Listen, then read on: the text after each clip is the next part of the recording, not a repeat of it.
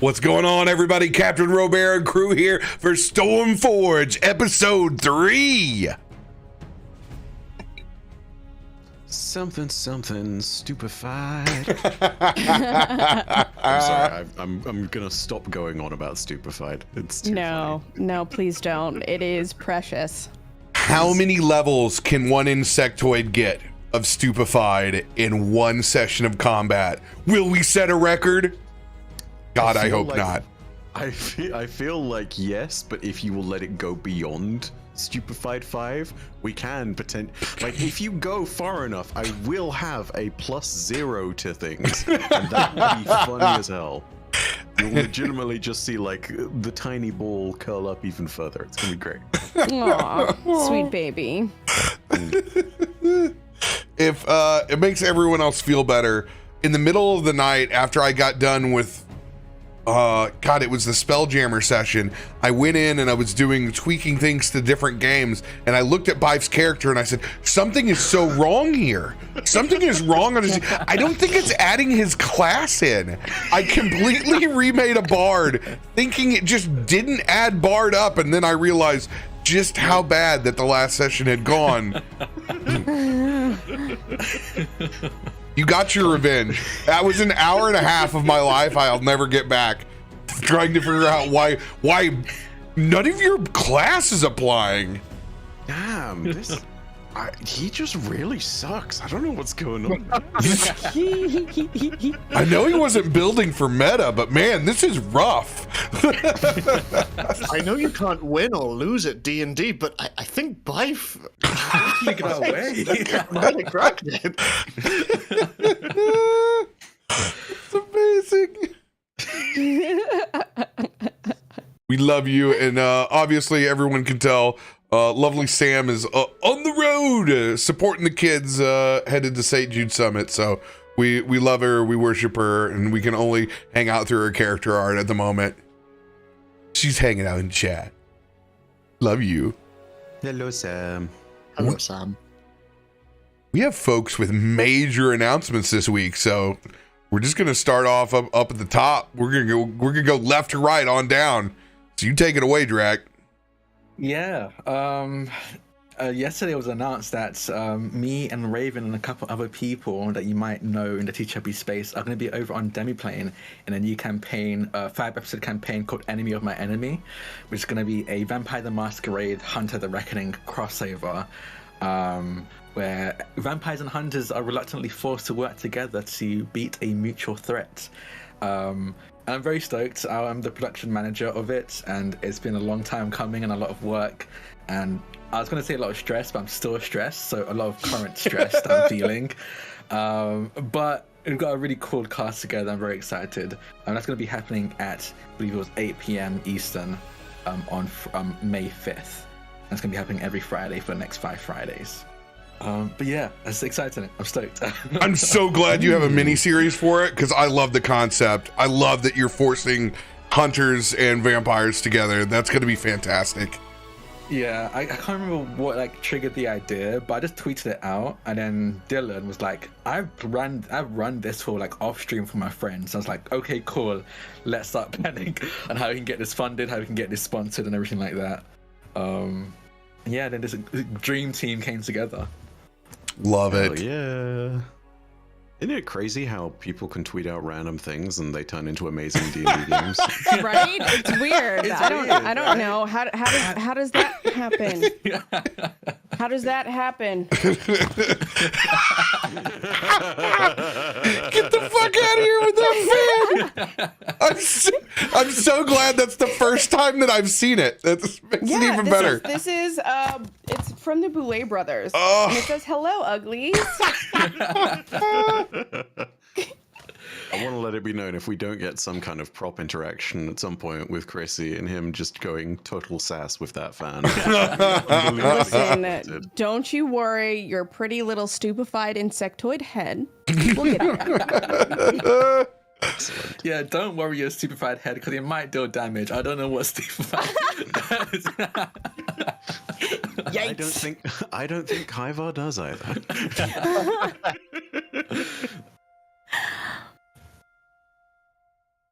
Oh, is it? Do It's I your talk turn. now? It's your turn. Hi, it's me. I'm talking. I'm saying things. Yes, I was announced on the cast of Enemy of My Enemy, and I'm so excited. And we got to hang out a little bit last night and do some things. And like, I'm even more pumped about it because it just everything just felt so good. Like the cast is amazing. The storyteller is amazing. Drak is amazing. I'm just gobsmacked. I'm in awe. I love it. I checked my spam folder and I am nominated for two BIPOC Streamer Awards. Congrats. So thank you. It is don't make me fucking think of things. You know what? No, don't worry about it because I'm going to tell you right now because I'm looking at it right now. I'm lying. I'm getting to it. Okay, so it is for the Community First Award and the Chatterbox Award.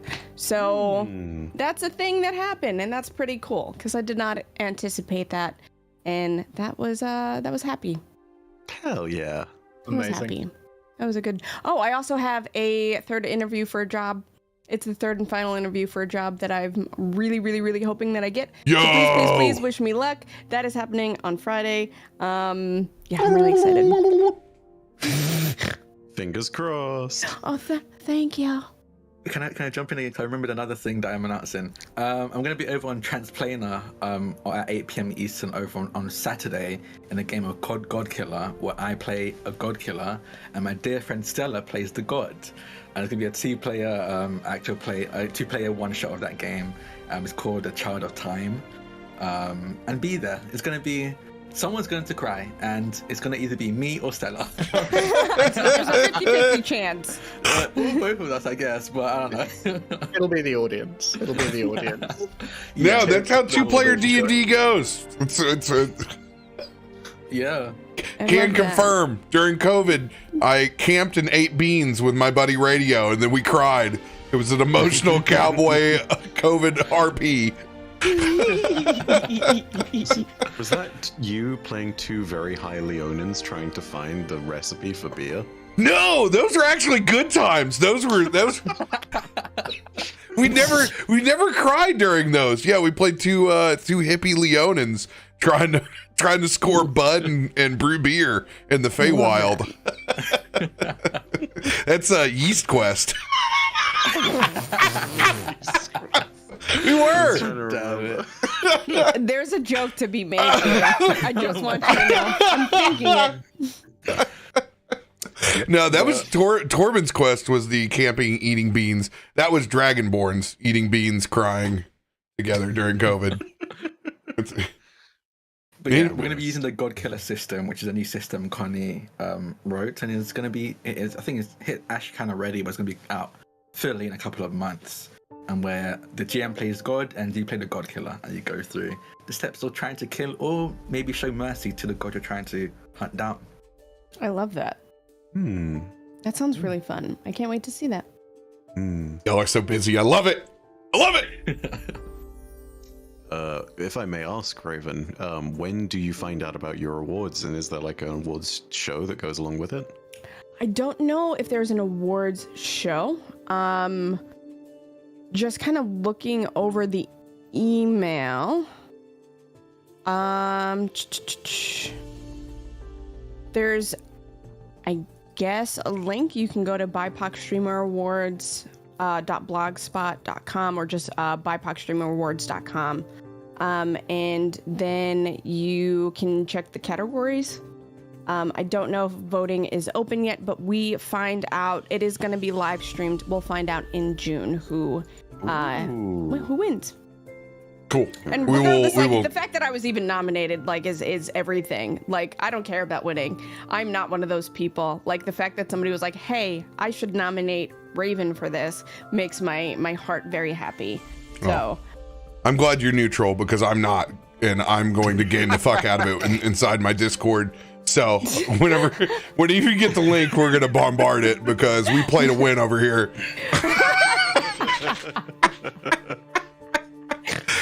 I've influenced many of Voodoo Ranger polls. well, thank you for the camaraderie in this possible victory. Love it. I love it. Anybody else with big announcements they want to let the community know about? Yeah. Not this week, but potentially next week. All I will say is keep your Tuesdays in May open. Yeah, that's all I can say for now. Ominous. Yeah. Nani? A little slow narrative drip feed that pays off. Yeah. Anybody else with big announcements? Look at you guys flexing your notebooks. I saw that that subtle notebook flex. Look at it. God, It's so pretty.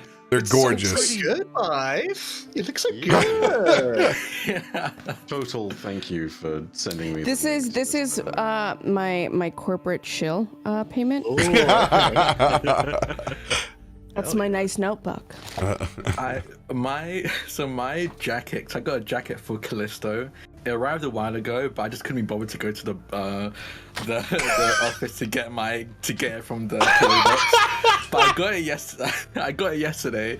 I was like, cool. I put it on and then immediately tensed my shoulders and it ripped right down the back. No! Can I say though, like 100% Callisto energy though. Yeah, it's big Callisto energy on that. Finally put it on. Yeah. Oh, that's so I'm sorry. tragic and awesome. Rolled a nat 1 on the fit check. Yeah, really. But also, It's okay, I got something a for natural that. 20. Look, man, Kallisto is just you can't pack all that muscle into one frame.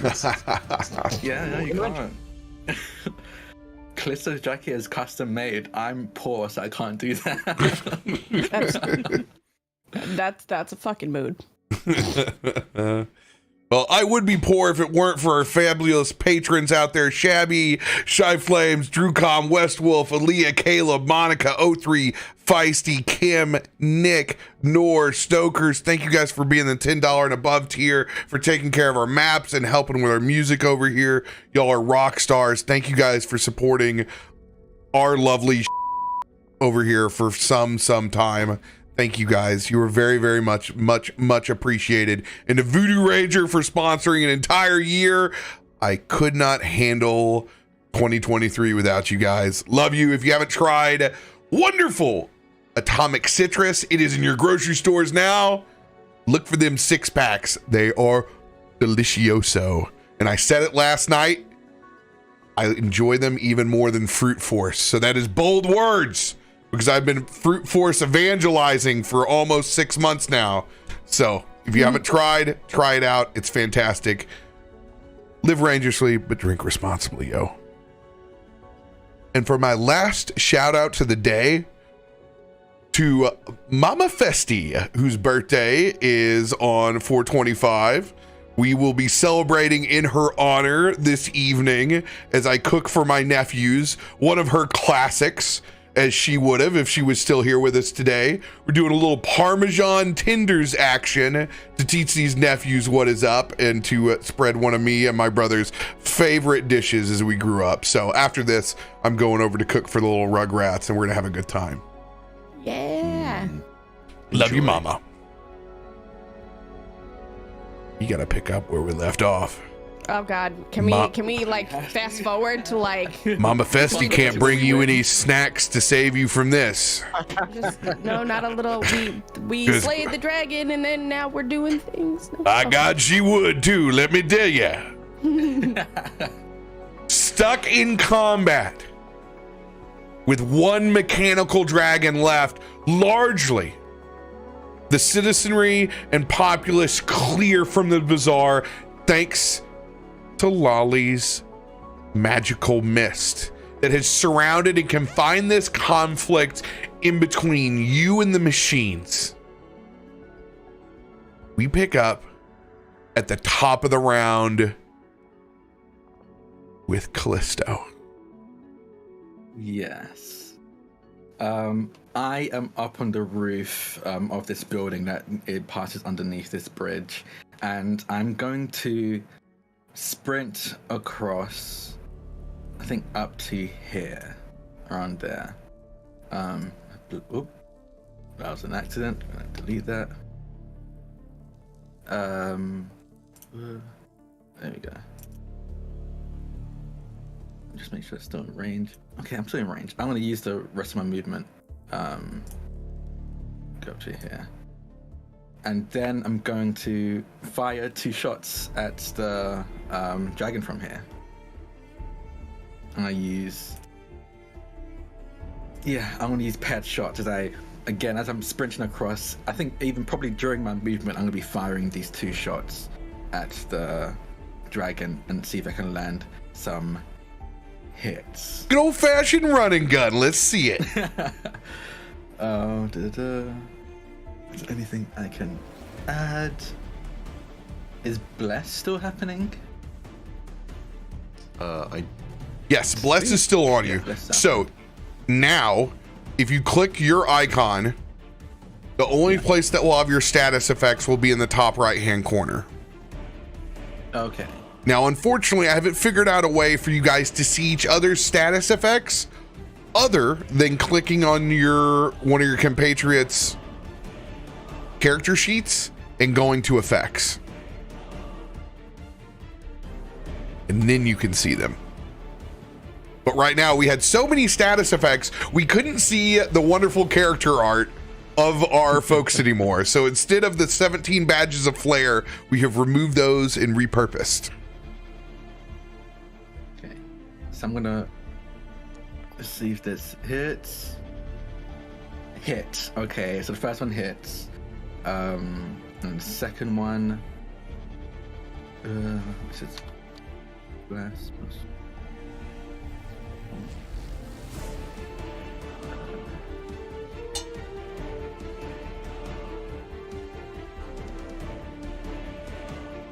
30, so they both hit as I fire 2 shots from my pistols, dealing a total of 20 points of damage, 11 for the first one, 9 for the second, as they fire into this Let's go. And then I'm just going to quickly reload, and that'll be the end of my turn. All right. I'll make a quick adjustment here.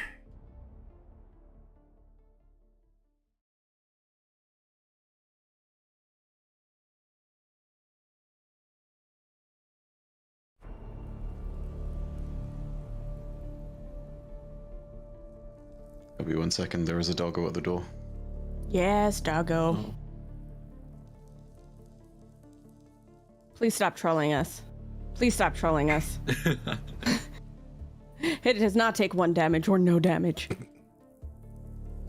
Yeah, with the resistance, it doesn't do much. I'm trying to fish for that crit. Please.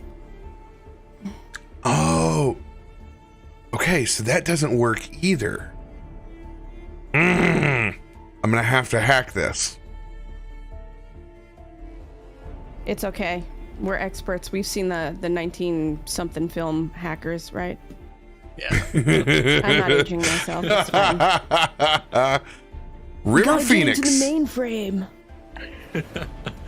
Mainframe wasn't even a thing. Y'all know that? You know that? What wasn't even a thing? Mainframe, like the term mainframe was coined, like I believe, I could be wrong. Sometimes I make shit up even though I think it's real. But I think it was coined in Hackers. Nice. I mean, it wouldn't surprise me. There are many things named after names thought up of for shows and movies. Yeah. Just doesn't exist. Yeah. My favorite is still, I think it's Castle. The clip name is 2 Idiots, 1 Keyboard. Whether it's this thing of they're trying to respond to someone who's hacking the threat or whatever, and their response is you're not going fast enough.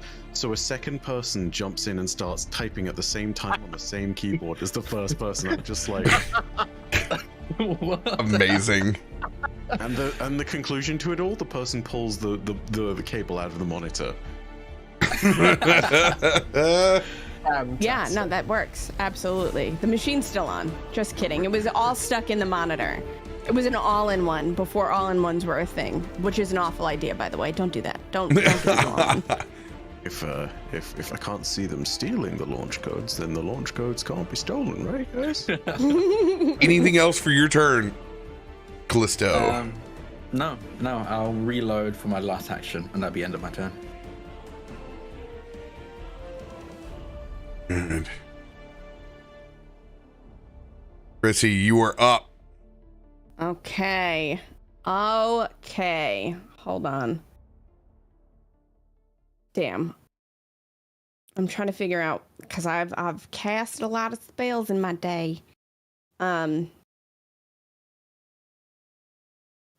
know what I'm gonna do? I am going to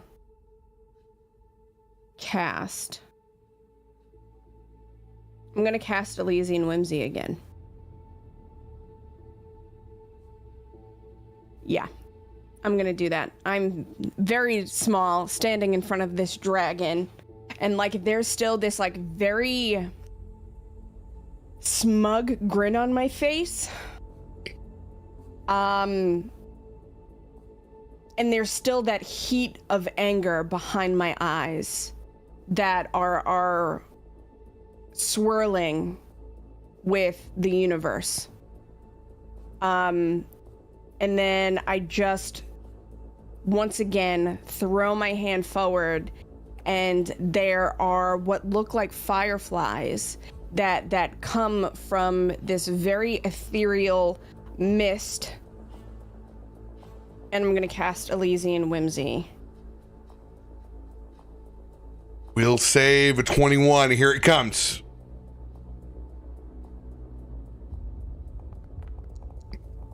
Oh, you son of a biscuit eater. Critical success. All right. Well, I kind of look up at Faroük, and I'm like, well, shit. And instead,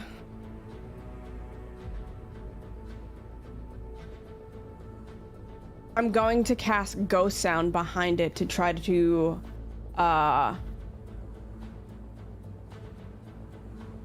pull its attention elsewhere, to maybe open Faroük up for an opportunity of attack.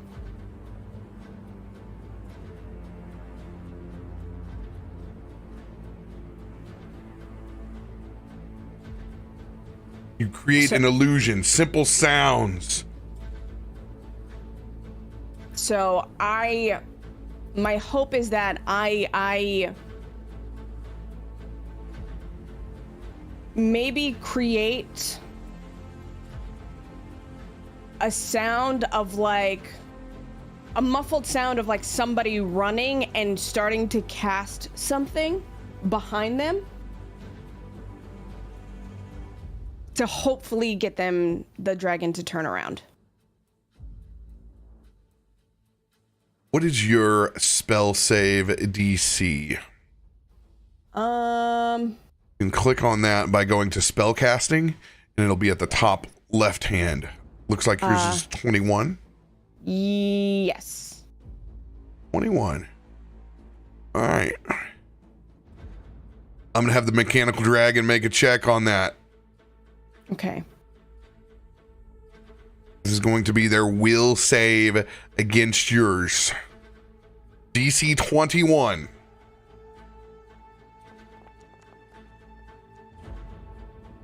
With a 20, Perfect. they will fail as it's going to rear back.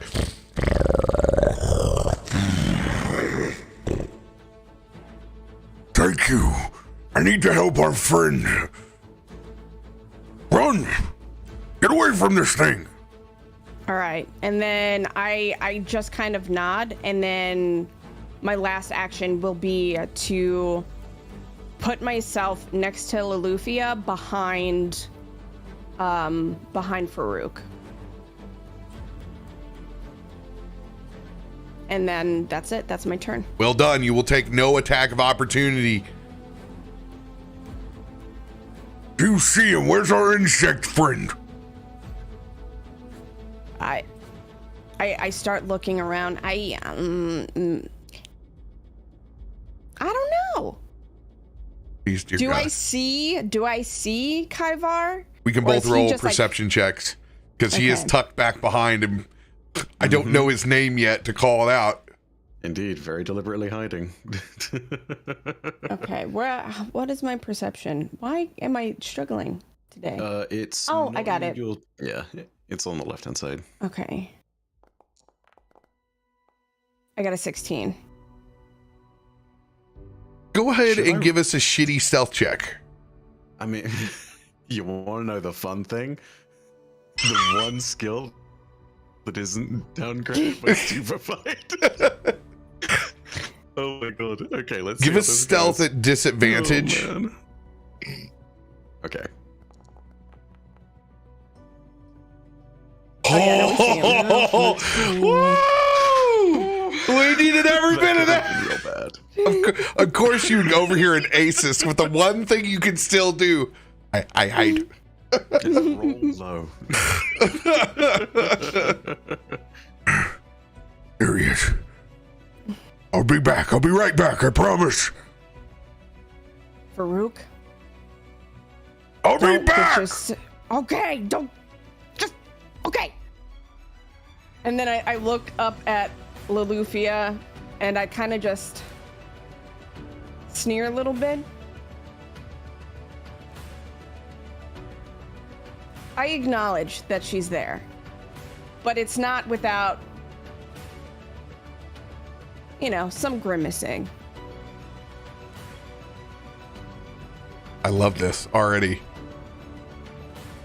Sam, what do? Do you flip your hair? I imagine, as I know my wife very well, of course, as Kallisto, she would just not even acknowledge the sneer or anything like Yeah. that. They'd be focused on the dragon in this moment. Oh yeah, no, I would absolutely assume that there is, I don't exist in that moment.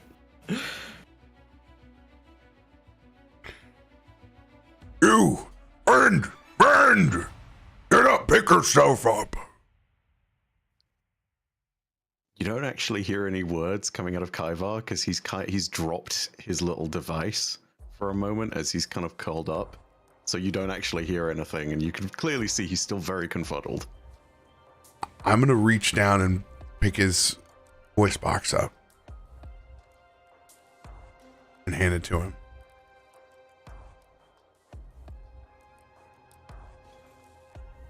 Kaivar's like smaller hands just sort of like clumsily grasp the thing, and you can kind of tell that it's not the correct grasp on things.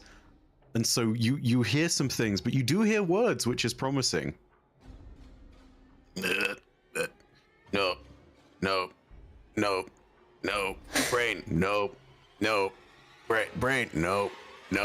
brain, no. It's worse than I Kaivar's trying to thought. fiddle with the buttons, and it's just not working. Like, coherent sentences cannot be formed right now out of the Vox. And I'm gonna take one of Parik's feathers out from back behind my headdress. Be with him, everlasting son.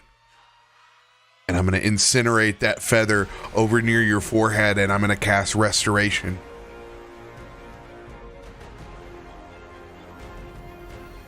You call on the rest of us and say we are warriors. But I have felt you in my heart. You have a strength. I felt it in my dance. We need you. We need your help. Get up, my friend. Let's finish this thing off. Kaivar throws up. Just like that. It's just like in response. He's clearly got whatever it is out of his system, but just kind of like needs to shake it off of him a little bit.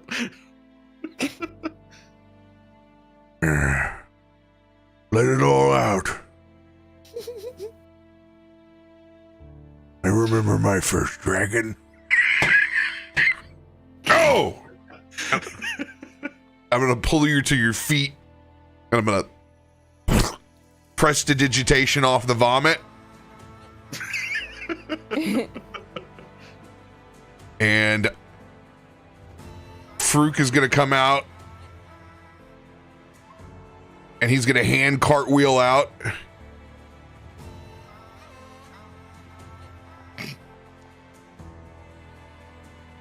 And when he comes out from back behind, you can see just a divine spear form of pure sunlight as his hands, as he cartwheels that towards the monster.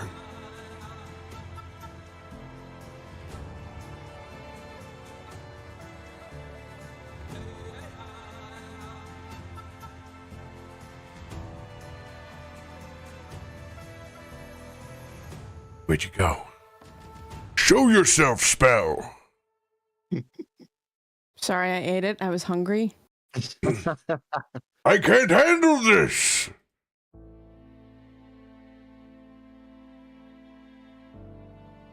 I think it was also removed in the prestidigitation. It also was removed.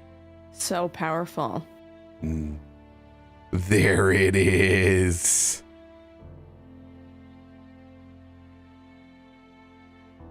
He was just hiding the whole time. I'm a bad liar.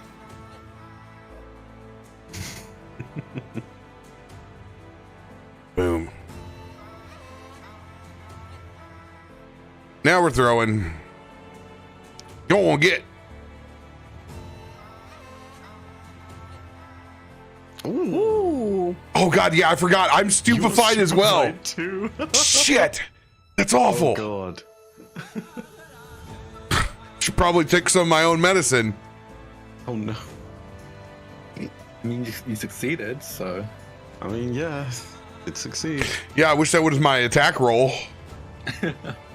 Oh. Fuck. Oh, Ah, damn.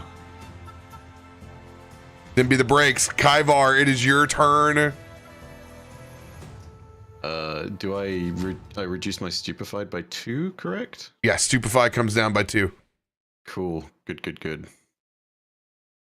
Grabbing back hold of the Vox and sort of repositioning all of his little digits, Kaivar sits there and looks up at everybody and is just, again, continues to shake his head, looks over at Faroük. Yeah, friend, yes. Thank you, friend, yes. Friend, warrior, yes. And that's about all that he can manage, all he can really muster.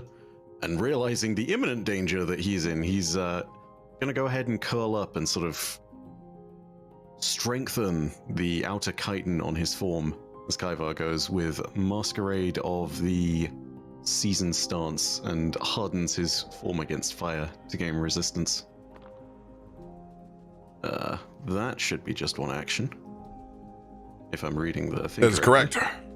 Okay, cool.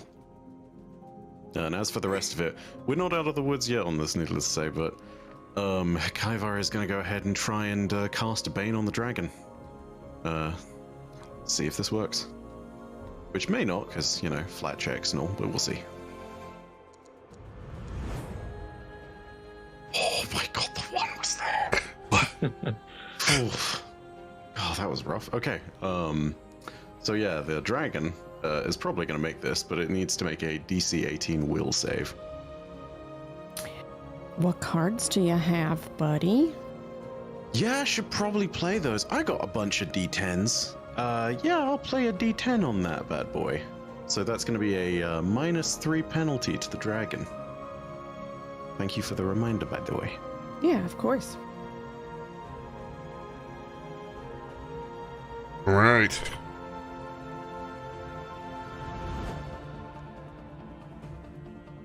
Damn. That is rough. Okay, let me check and see if something happens on a success. Nope. Yeah, it doesn't look like anything happens on success. It's either just succeed or fail. So yeah, nothing happens. Yeah. And that should be all my actions used up. So yeah, Kaivar is just going to stay where he's at in cover, and that is end turn. All right, that'll mean Inspire Courage now will come off of everyone.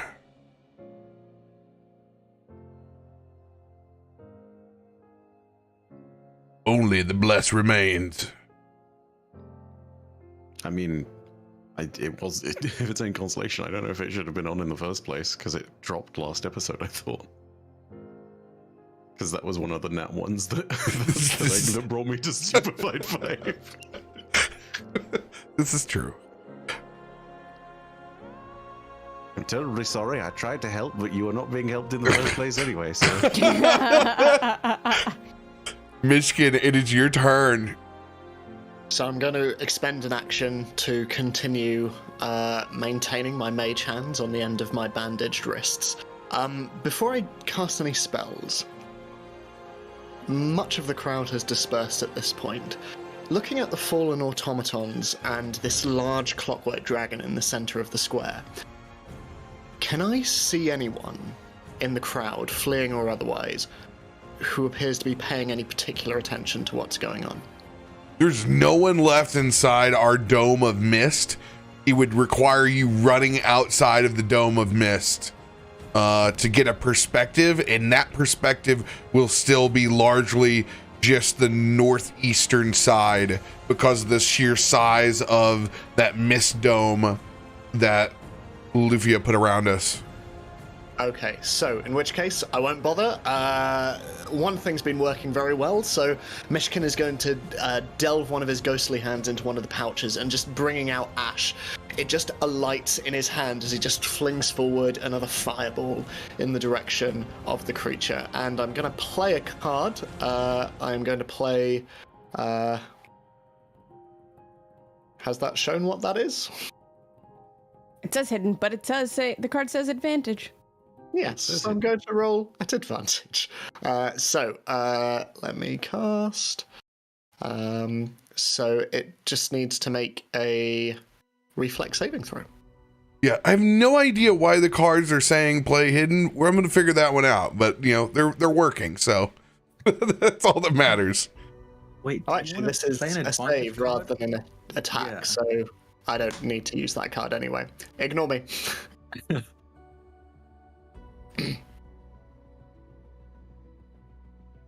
You can just redraw an advantage back into your hand.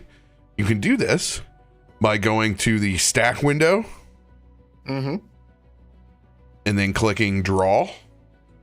Yep. And advantage. Ah, lovely. Thank you very much. So yes, so all I am going to do is, cast Fireball at the creature one more time. All right. Do you want to use one of your advantages to lower the reflex save? You can do a D10, which would be 3, a D8, which would be a -2, D6 would be a -1. The highest one. What? Oh, is D10. that on the player, the party That's in one? your cards.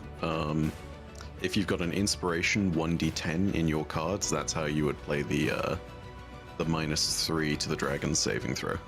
It's named incorrectly because translation over from D&D to... No worries. I will do that now. So yes, I will play my inspiration die. All right. 1d8. Yeah.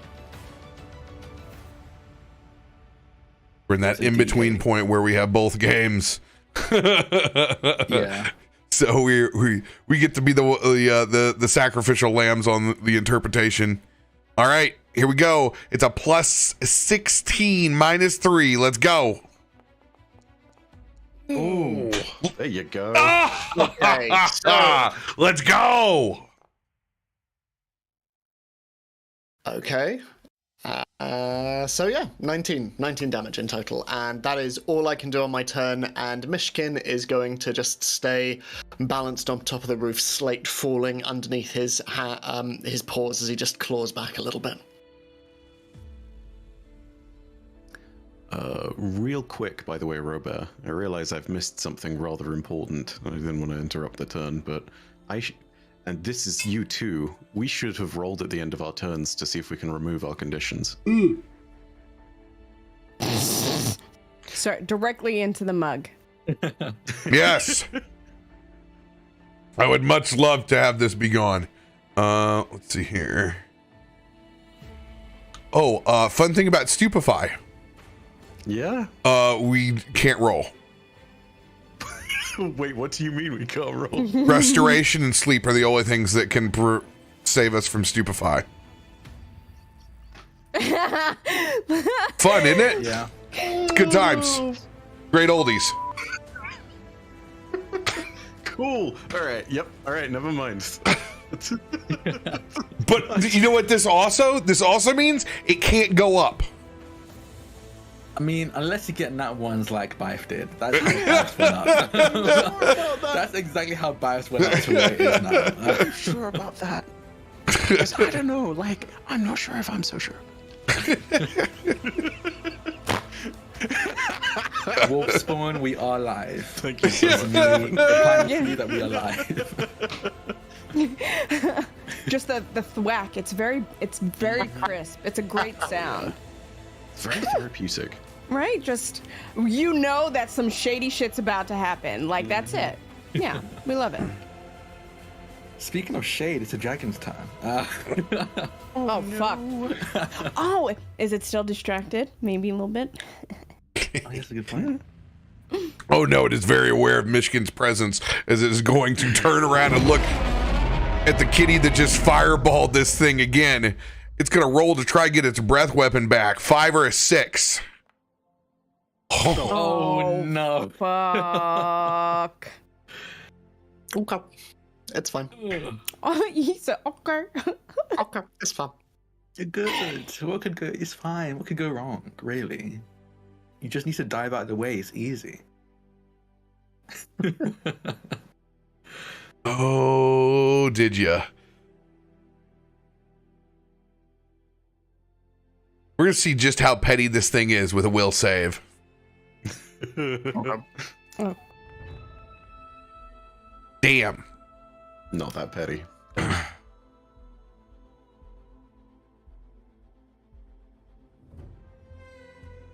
It is going to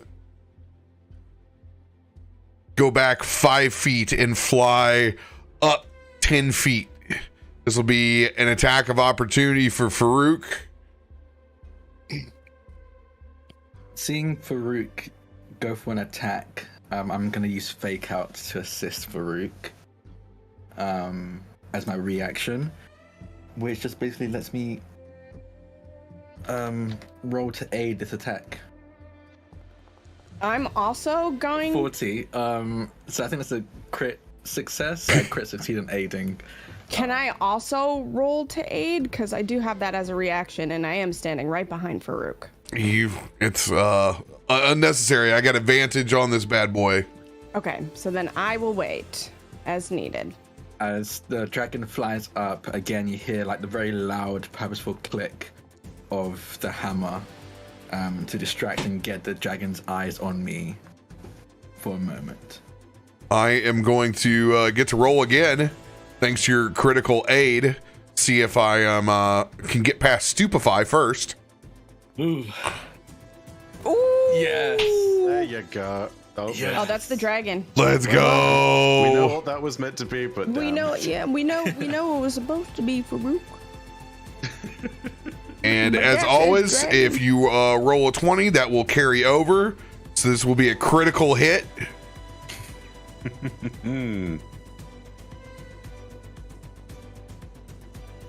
24 points of fire damage.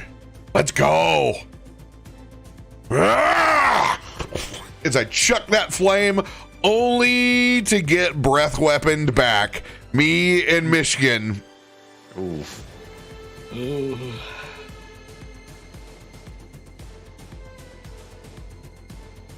All right.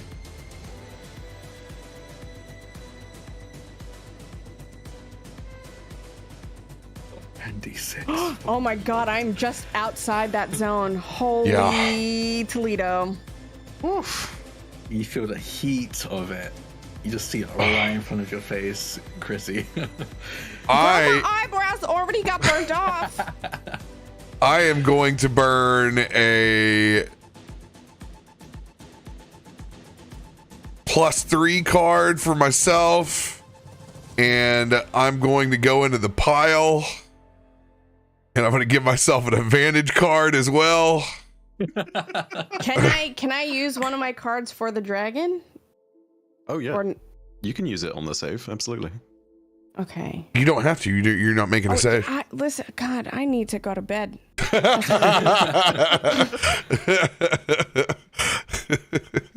Do you? You don't even need to. Also going to use my 1d10 inspiration. All right. Actually, you use your 1d10 already. I use my 1d8. Yeah. Yeah, it's used as 1d8. Oh, well, I gave you the value of a 1d10 when you did it. So there you go. Could do a 1d8 if you like. I noticed that and I checked. It still would have failed. So it's still, yeah. Thanks for having my back, Drak. All right. Time for the Untyped. scary nonsense. So I'm adding a... Plus, what am I adding? +3 untyped. +3. Here we go. I got a +18. This is as good as it gets. Oh. 1 out of 20, baby! Not 1 and not 20. Woo! RoBear, can I reaction wash your luck for Myshkin? Yes, you can. Okay, alright, let's see if I can make the stupefied check. Oh yeah. Hell yeah. I'll make the Yes. stupefied check, and does that just cast automatically? I guess it does. Yeah. Yep, cool, there we go. Alright, so reroll, Ed. Because Okay. that was a 2, not a 1. Oh, yeah, my stupefy is off now. You Let's were go. wrong with that 20. Oh. Oh my god, no! Now the good news. Or no, that isn't the good news. Shit, that is the new roll. Oh, God. Let's go. Oh, no. Ooh, I'm so sorry, I played the it's okay, I got resistance. I'll be fine, I'll be fine. Oh, I don't know, man. This is so scary. Oh. Okay. Sam's not here, so someone has to get the ones. I mean, I'm saying that it was actually Bifrost last week that got the ones. I guess Oh, Bifrost I got plenty of them ones. Oh my god. Okay, So I low. think, We got a low roll. We got a low roll. All right, so it'll be 24, 12 points. okay. Oh, hang on. Your right hand takes no damage. That's nice. Excellent. There we go. There we go. Well, -3. Oh.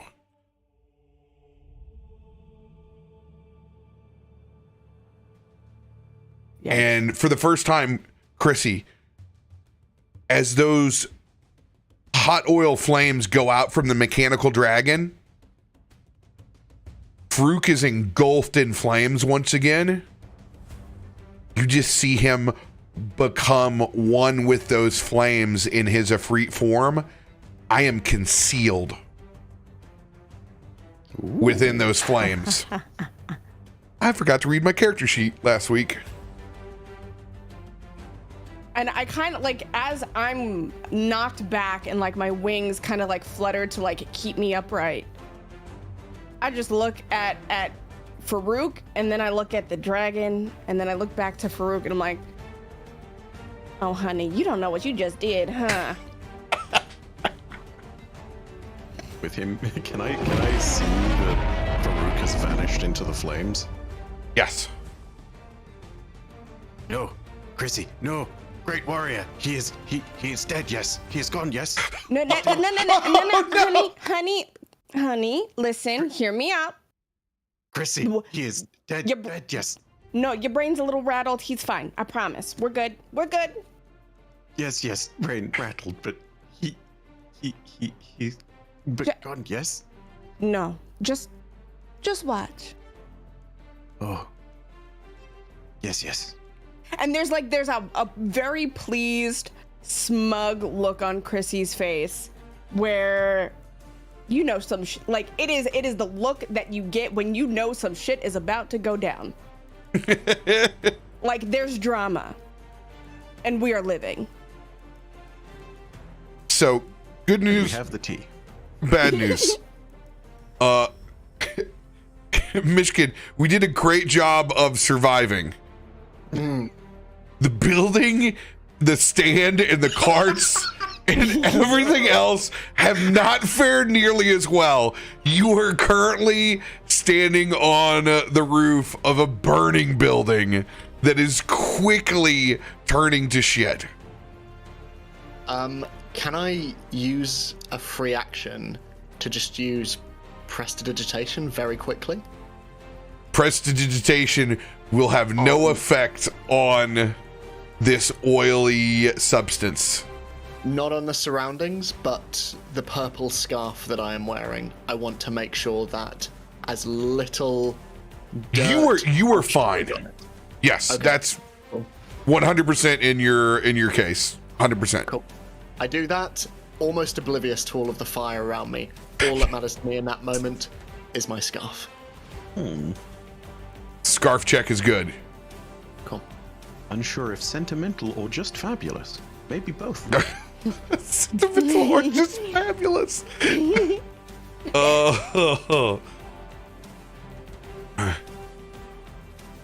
They are going to be super pissed that you're still standing after that blast, and they are going to fly in. There'll be no attacks of opportunity because he's up past 10 feet in the air. He's going to go all the way up to where Myshkin's at.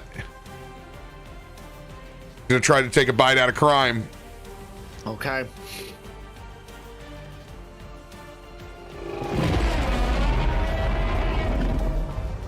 $29, just going to hit by 7. Just by 7. Oof. 25 points of piercing damage. Okay. Loluphia's turn. Kallisto, you are in the responsibility zone, husband. Yeah. Cool. Great. I'm not nervous at all. You're nervous. I think no one's hurt too bad.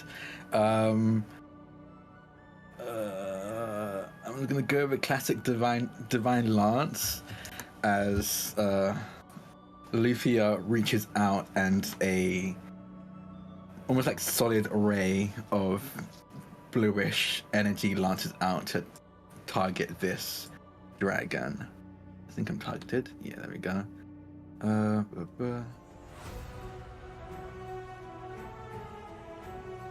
Don't think it matters what type of damage, but I'm just gonna go with No, good. it doesn't any matter. I have it where it will apply regardless. Okay, cool. Yeah, let's go. Attack, and Kallisto, will do fake out again to give some kind of aid. So we'll see how that fares. I assume that's still a success, right? 26. I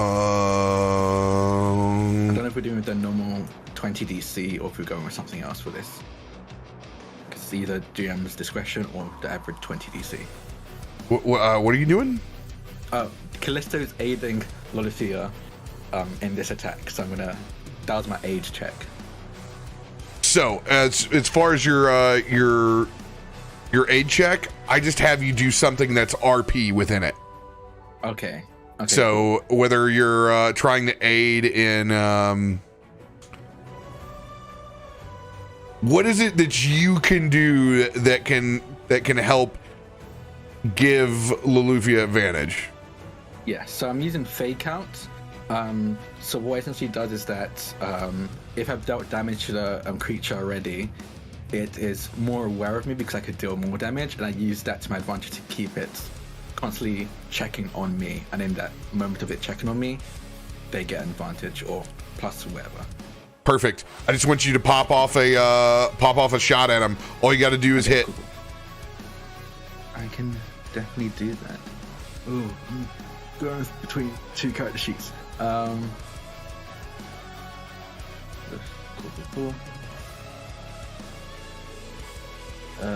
yeah, let's go. Okay. Sending a shot whizzing by as it clips off the top. Turning back, snarling at you. This will give Loluphia advantage on her attack. Okay, perfect. Keep higher. Roll. 23. It doesn't hit. As the Divine Lance whizzes past them, probably slams into the flaming building. And then that's one action. Got 2 actions left. Sam screaming in the chat. Hail him! Hail him! I'm not used to your character sheet. Okay, give me a sec. Yes, you can use 2 actions, and that heal does not require touch. With 2 actions, 2 actions, it's 30 feet, and we get free movement. So you can probably move into range, I imagine. That's 40 feet. You only need to move 10 feet to reach 30 feet. Yeah. So Loluphia will move 10 feet and then cast heal at let's go 2nd, 3rd level, because Myshkin looks in pain.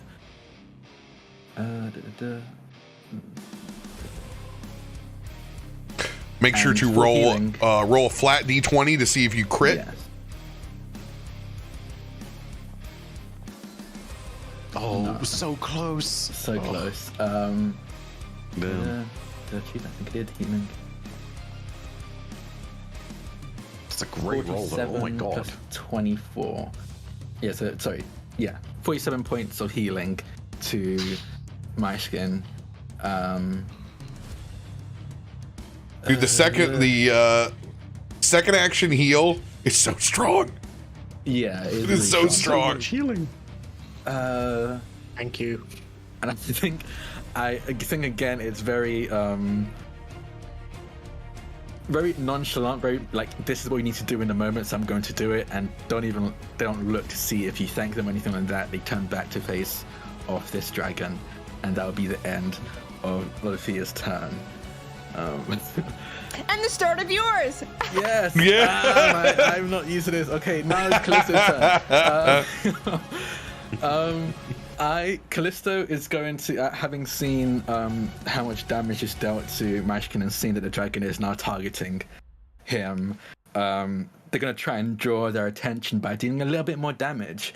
As they raise their pistols, they're going to use one action to reload the one that they fired already. And then I'm going to use... They take a deep breath.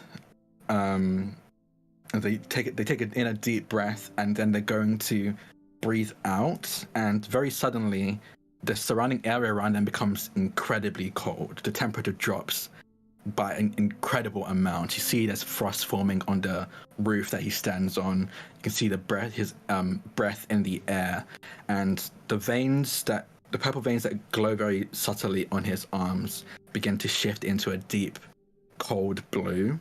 And you see the frost start to crawl up his arms as well as they start to engulf his pistols.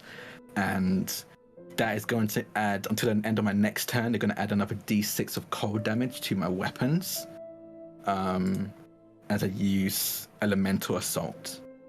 And then I'm going to use paired shots and fire my pistols at... Let's go, anime dragon. bullets. As these, you can see this cold steam coming off these pistols as he fires 2 shots into the dragon. Love it. It's very blood huntery. It is very cool, but I can only do it once a day. So, I mean, let's hey, hope. as RoBear will say with that good old southern mannerism, smoke him if you got him. Yeah. First hit 28 to hit. Second. 23, that misses. I'm going to use Extra Strike, my card, Extra Strike, and do that again. Let's get the damage from the first guy. Yeah. There you go. Damn. That's not much. And that's so 3 cold damage, correct? And no, 2 cold damage. 3 piercing, 2 cold. And then where is it? Extra strike. There it is. And I'm gonna do that again.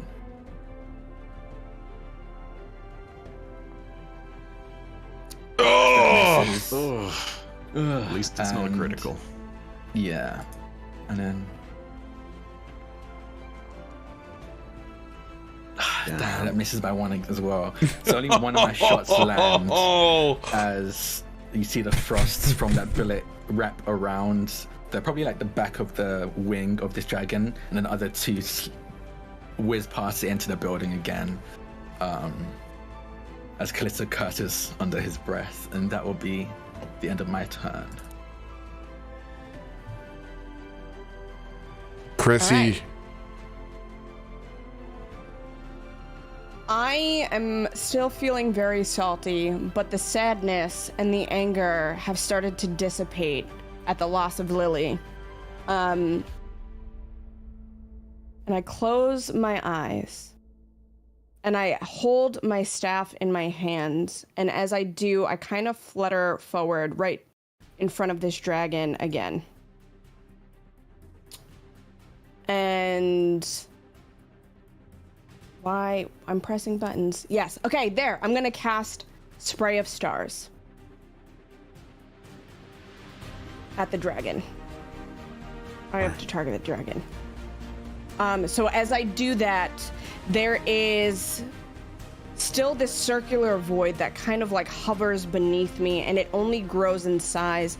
And from there are worlds that just whiz past me. Planets, stars, other ethereal bodies that just pour over my form and fly towards this dragon. Also, I do have 1d8 of inspiration that I'm going to use to make it harder for this dragon to save on this. Yes. Make it suffer. Make it suffer. The oracle inside you is going to apply disadvantage to their save. Perfect. I love that. And there is this eerie, luminescent glow from Chrissy's eyes, where this lavender hue that keeps evolving and morphing into different shades of purple glows outwardly, and there's this silver pendant that is around his neck that starts to hover as the air beneath him starts to move, and the teardrop amulet starts to float directly in front of him. Succeeds by 2. That's fine. He takes half the damage, and he is dazzled for 1 round. So let's roll damage on this guy. So 2 damage. Okay, well, I tried.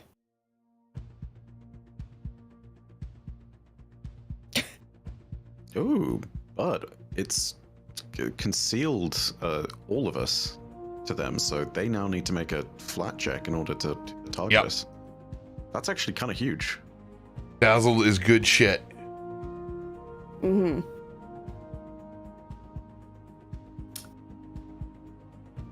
Let's take a look. Anything else for your turn, Chrissy? Yes, I am also going to create another divine lance. This time it is this almost neon cyan color as it pours forth from the staff and it creates this very long javelin almost. And the end of it looks literally like it is powered by a sparkler, but it is nothing but white hot heat as it flies forward. Evil, whatever. Am I doing -5? Okay. You son of a bitch. Oh no. Go ahead and roll damage, please. Oh no.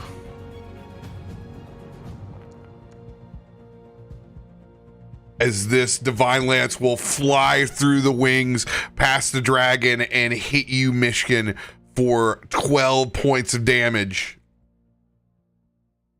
Myshkin, having sort of met eyes with Loluphia as she heals me, and just warily nodding, looks towards the dragon and starts to ready his hands to cast another spell.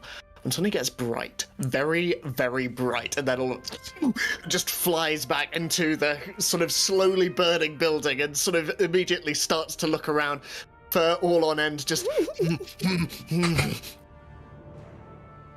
Loluphia, before this happened, following the movement of the dragon as it attacked Myshkin, being assisted by Kallisto, she would have followed the dragon's body by twisting hers around in swirled puffs of air beneath her feet. Seeing how far Myshkin is and noting it, she would have flown in front and reached out her hands as an airy wind burst between her golden ring fingertips towards Myshkin, encircling him in this wind for a split moment. And then she would see all of her hard work undone.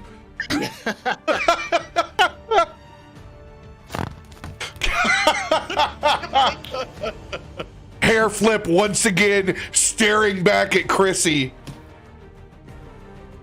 I'm sorry.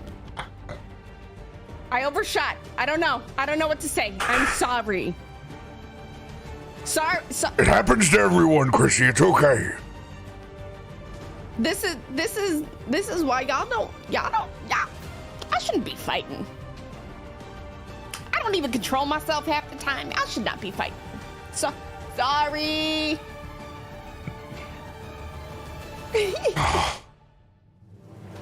What to do?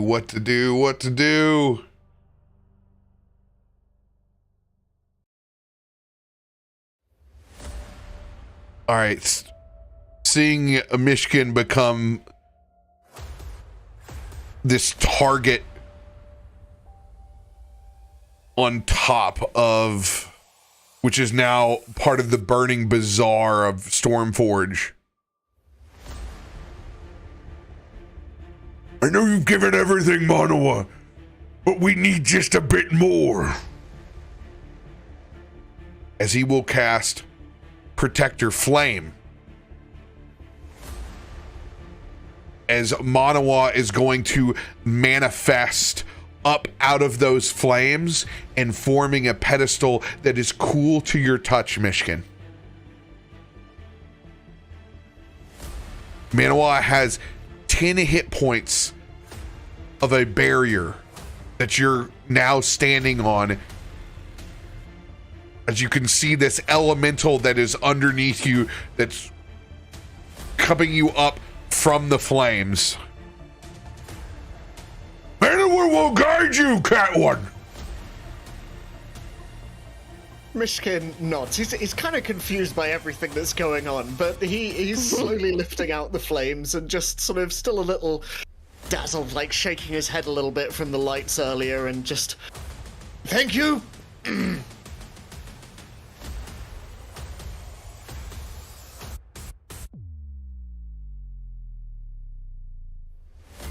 And I'm just gonna go for gold again. I'm gonna throw hands.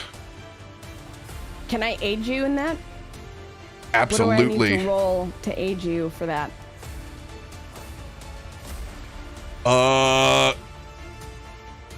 You can talk shit. Perfect. Sign me up.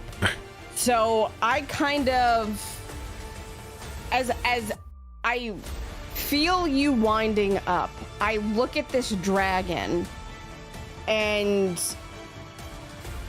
I let these stars that are pouring over me expand in a cone upward over my head, not doing any damage, but enough to really continue to, you know, mess with his ocular sensors, if you will. Performance check. Say less. Where are we? Where's my performance? Plus 11. Yeah, I know. Where, but oh, right, because there's. I got it. We got it. I found it. It's a 24. 24. Just gonna come up short. 2 underneath from being able to help me out.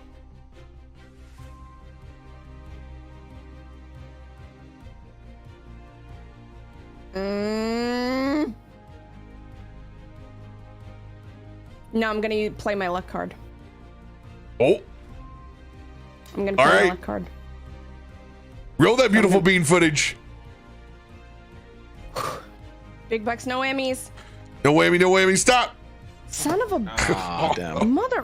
What the fuck is happening today? Tip dice. I hate it here. I want to go home. I'm gonna add my D6. Mood.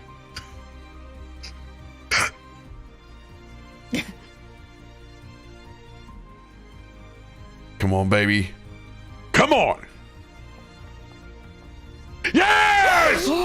Yeah! Get his ass. Let's fucking go. I am fucking flower power Mario Brothers bullshitting my way through this. Let's go. It's not fair. He has the blue shell. That was a good roll too. My goodness. I almost wore my blue shell pin today for combat too. It just says "fuck you," and it's the blue shell. It's the only pin I've ever gotten from a convention ever that was like, I need that. Not a pin guy, but a blue shell pin that says "fuck you." Choice. 28 points of damage. Let's go. Yes. Oh, and he got a critical card. Critical card. Come on, come on, come on.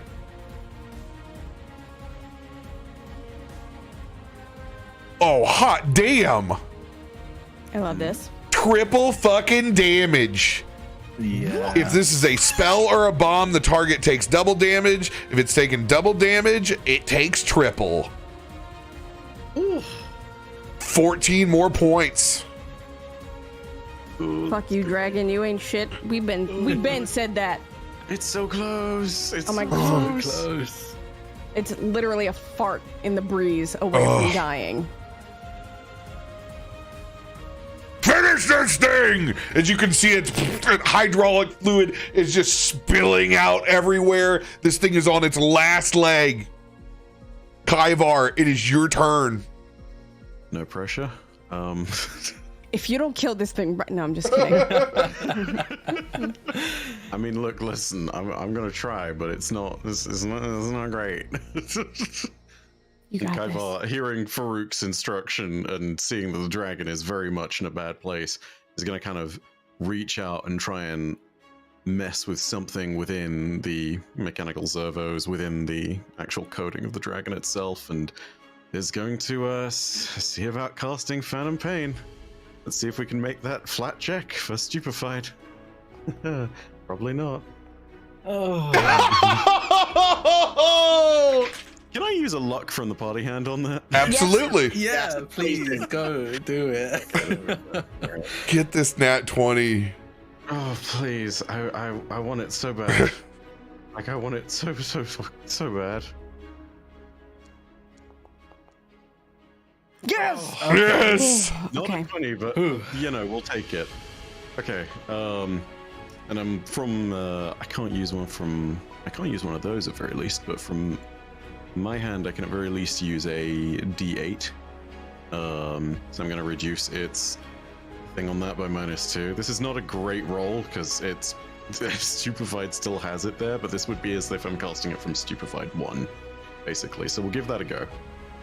So yeah, it's DC 20 we'll save, we'll call it, or whatever. DC 18, but it's got a -2. You know the thing. Got it.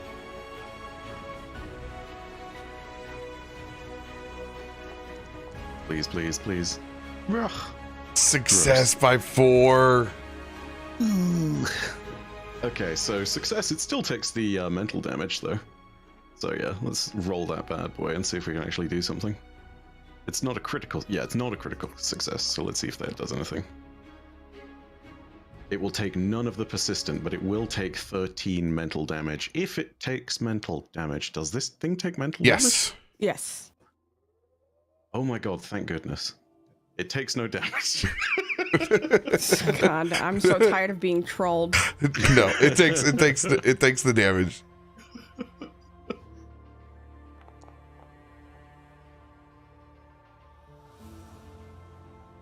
Nope, that's it. DTD, baby. Describe its demise. Oh my god. Had 12 hit points left. Oh, thank god. Oh my God. Ivar reaches out and just sort of glares angrily at the dragon that has not really caused it any problems. You know, there's very much problems of Ivar's own making that's got him in a situation. And just reaches out and psychic energy pulses from his hand and just sort of, you know, crushes his hand into a fist. And with that, you can see that the dragon's head sort of like twists and contorts and also crushes and just falls to the ground limp. Yes. Myshkin, you were the closest one to see this as you stand there essentially held within the grasp of this fire elemental. You begin to see that clockwork dragon break apart, and then you see the counters in it. And the gears come out, and you notice this thing is going to self-destruct. I try and yell over the burning building, "Everyone get back!" And I am gonna just jump as far as I can away from it. And as you move away with the elemental following you, essentially as like a floating step, almost as if it's a floating disc. You see those clockwork gears slowly slow and break. And only because it was psychic and mental damage into that computer from Kaivar do you see it stop and fall apart and not self-destruct as its own internal computer shuts down. And the dragon slumps over, just spilling the rest of its hydraulic fluid out. Myshkin looks over the roof and just... Never mind! Kallisto's like definitely like bulled up, like covering his head, everything like that, the proper position, and just goes, we're good? Should we still... What were we diving from? Nothing. And with that, the soft glow around both of the pendants around Myshkin's neck fade. And the scaled, ghostly green hands disappear. And Myshkin, once again, just tucks his wrists back into his sleeves and begins to hop away from the building, seemingly unperturbed by the fire, but dropping down level by level as best he can. Kallisto will also do the same, going across and hopping down, probably sliding down the kind of tarp over the front of the front of this shop before landing on the ground. Oh, his Is everyone okay? I think knowing that the threat is over, Chrissy still covered in this cosmic blanket moves towards this dragon. I'm targeting myself. I don't want to do that. And there's a thing that I had and I'm trying to do that.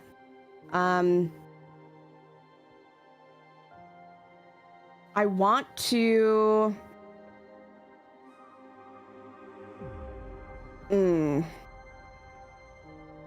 I think I'm gonna try to cast Read Fate on this thing. Ooh.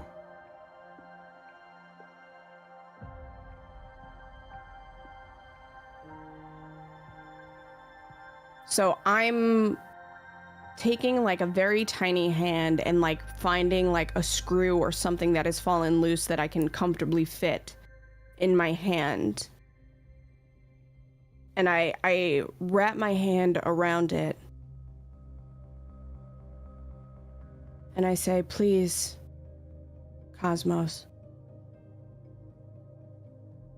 tell me what I need to know. I think we might have lost RoBear. No, I'm still here. Are you still here? Okay, cool. Oh, you're not in. You're not in pain, but it's okay. I'm in ping.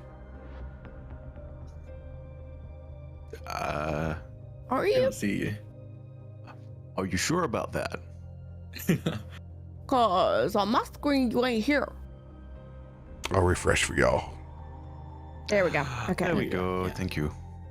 Thanks for letting me know, because I won't know, because that screen's never up for me. Yeah, no, you're good. So thanks for letting me know. Yeah. So yeah, I'm just trying to glean some kind of information off Roll this that thing. flat check.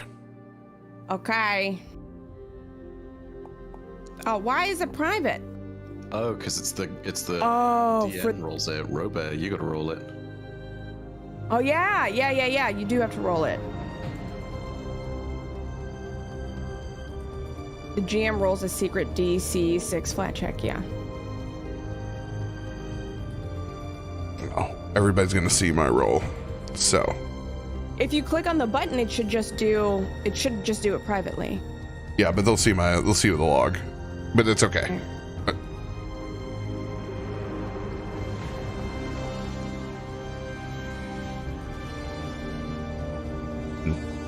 At 20. Boom. I need Perfect. everyone except for Chrissy to take their headset off. Let's get some story going.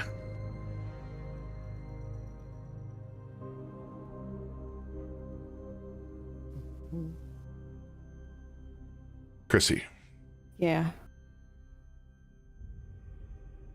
as you hold on to this one specific screw from this abomination of a scientific creation, you're pulled down levels as you feel yourself disembodied and sink into the cold thunderheads below Stormforge. And it transports you into that working district where the boiler rooms and the mines of Thundara are harvested. You look past, you see manifests. Largely of fulfilled heart's requests.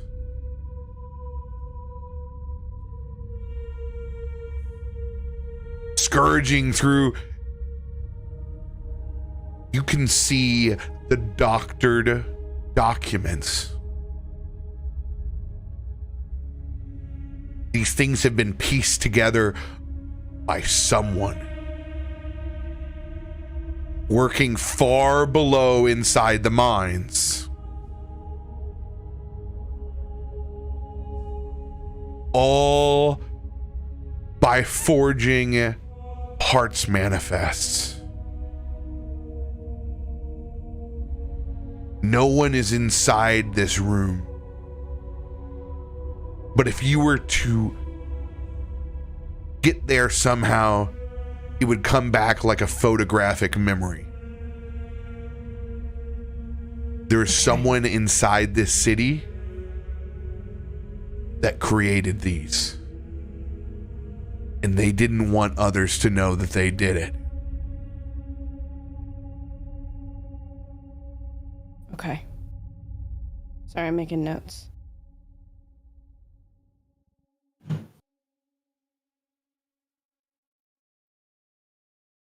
Good to know.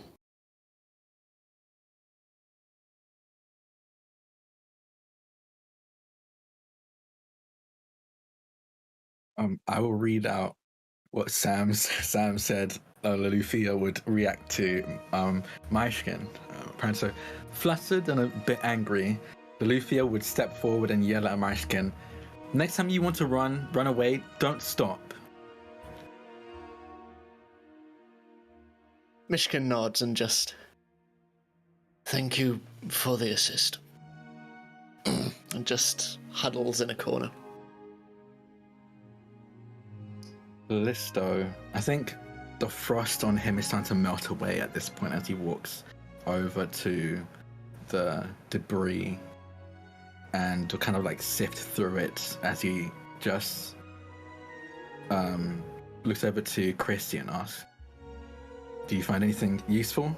As I'm going to be looking for like pieces that might be useful for me, because I'm a bit of a crafter. Hold on, all of you, for 1 second. Yeah. Please. And Farouk is going to conjure up just enough elemental storm to try to put out the flames that are on this building. It's going to burn a good half of it.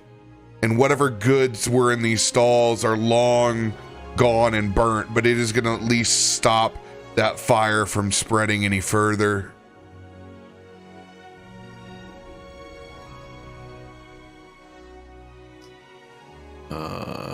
RoBear, would Kaivar have picked up that something has happened with Chrissy and his attempt to read fate? How? Just with an innate connection to psychics and the energy of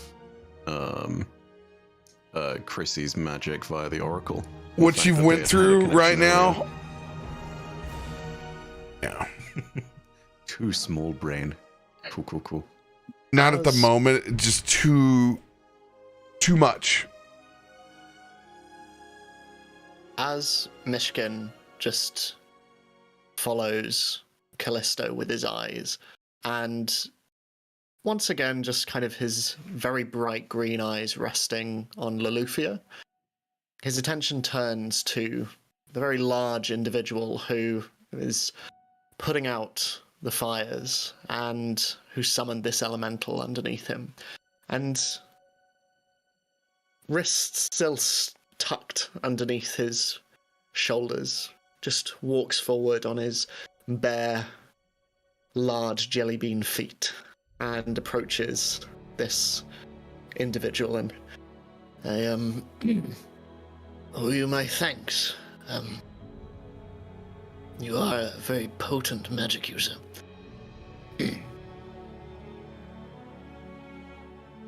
You say this to Yourself.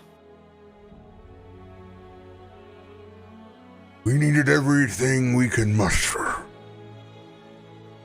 Thank you for helping save these merchants. They don't always have the help of the city. So I gather. I am a stranger in these parts, but it is good to meet like-minded, well, at least those with a similar talent to my own. There have not been many. Indeed. My name is Farouk. And do you still have your mage hands manifested, or are they gone at the moment? Said. They have disappeared at this Disappeared. point. He just gives you a bow. Then it seems fate has played quite a role today. I believe we have a mutual friend, Buddha Skylark.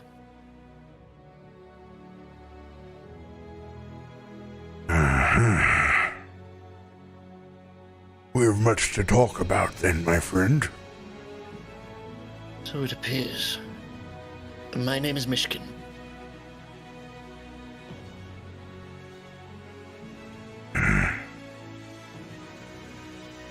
Thank you, Myshkin.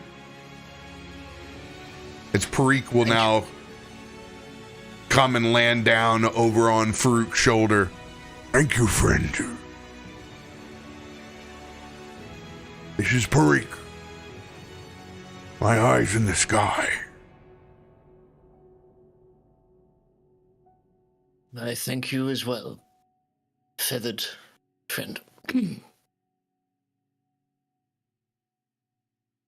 I think at this point, the stars have started to subside and almost like fall into Chrissy's small form. And his wings flutter just so.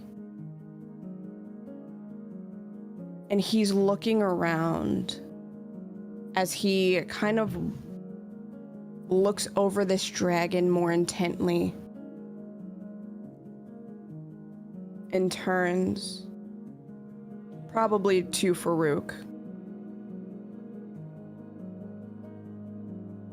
Farouk, there's a really big problem here.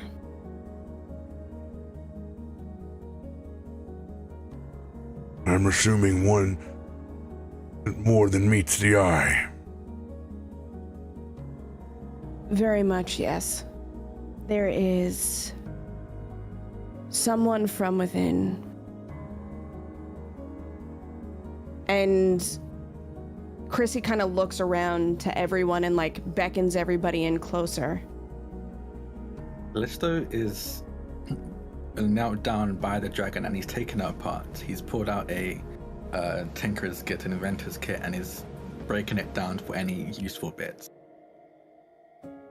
Myshkin takes note of this and moves a little bit closer, but still stays fairly far away from the dragon and everyone. Kaivar, at Chrissy's beckoning, will immediately start moving, but still kind of that nervous, slower scuttle. You know, just like not really knowing what the hell's going on. Still, a little bit out of it. Maybe has not totally processed the fact that he's the one that dealt the killing blow. We assumed that it was someone else who had more anger and more magical ability at that moment in time. Many fireballs and many lightning strikes and many psychic lances were thrown. This dragon was pieced together from parts in the mines.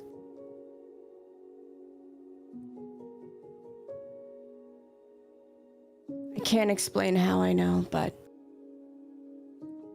it's part of who I am. As an oracle, I am cursed or blessed with this ability. Someone in Stormforge is trying to destroy it.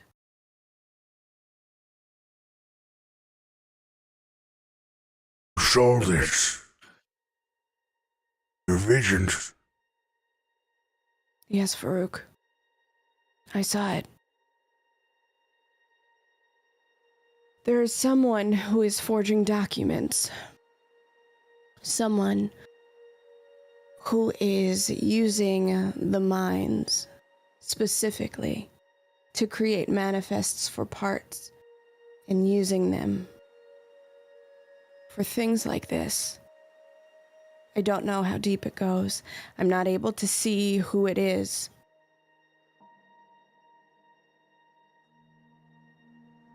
But someone, somewhere, is trying to hurt everyone. Kallisto, go ahead and use a survival check on this mechanical dragon. Is this to take it apart? Yes. Can I use crafting instead? Yes. My crafting's a little bit better.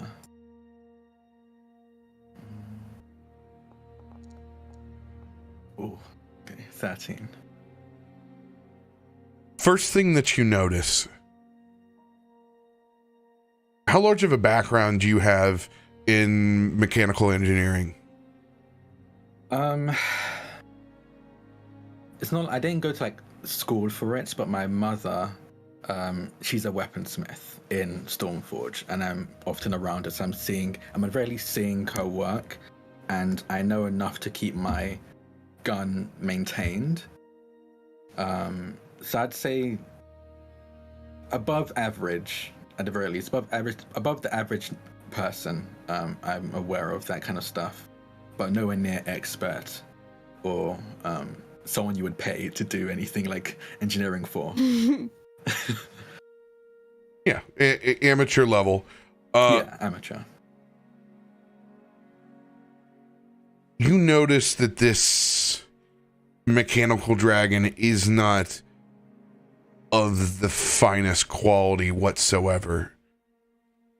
It definitely has the feeling that it's the first time someone's constructed something of this nature. The Clockwork Soldiers by far have a refined construction to them. And you notice that those truly look Stormforge grade. They look as if they have been simply rewired. However, the mechanical dragon is something that someone has pieced together more than likely for the first time. There's Oh, go ahead, sorry. Not a ton that is left over from this guy, but you are able to capture a little bit of oil.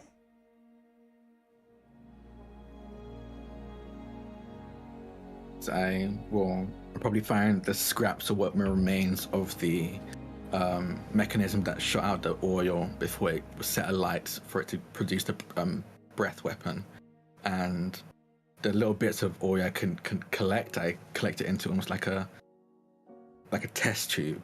You can see it's been used frequently. It's been, of course, cleaned, but definitely has the discoloration of frequent and often use. And he corks that and puts it in his backpack with the rest of his toolkit. As he grasps his necklace, and underneath his breath, I think it will give Loluphia this update of like, yes, no, I think Chrissy's onto something. This is amateur level. Impressive, but only for an amateur. First of all, I wouldn't use this metal as I like pull out one of the pieces of the endoskeleton and kind of wave it, and then actually talk to Chrissy and go, yeah, no, you're definitely right. They're using much flimsier metal than anyone with any sense would use for the endoskeleton, and even flimsier for the outside. I think it's because they are trying to do everything in secret. They are literally taking pieces from other things to concoct this thing. Listen, I'm not I'm not an engineer. All right. I'm going to be honest with you. There's things that I do good. This is not one of them. I mean, I know someone who is. If you all want to follow this lead, I definitely plan on doing that. I think... Myshkin, we need to find the person you're looking for, right? By a remarkable coincidence, I have already found him, and I gesture in the direction of Farouk, before turning back to you and sort of eyeing your toolkit, Kallisto, and then my eyes flick back up to you. And so, while this has certainly been an interesting, if somewhat fiery diversion, my path with you splits here. But it has been a pleasure. Of course. If you ever need any help, let me know. You can go to the Amber Forge. That's my parents' weaponsmith shop, and they can send a message down to me if you need anything from me specifically. Just say you're a friend of Kallisto. Myshkin nods and turns to Farouk, and so, I was told you might be able to help me, and he sort of looks at the others in the periphery and then back to you. So, can you? All I need is accommodation. That is it. Accommodations I can carry, my friend, especially for anyone who is known Rudar. We have much to discuss, all of us, and I'd rather not be here when the Sky Marshals arrive either.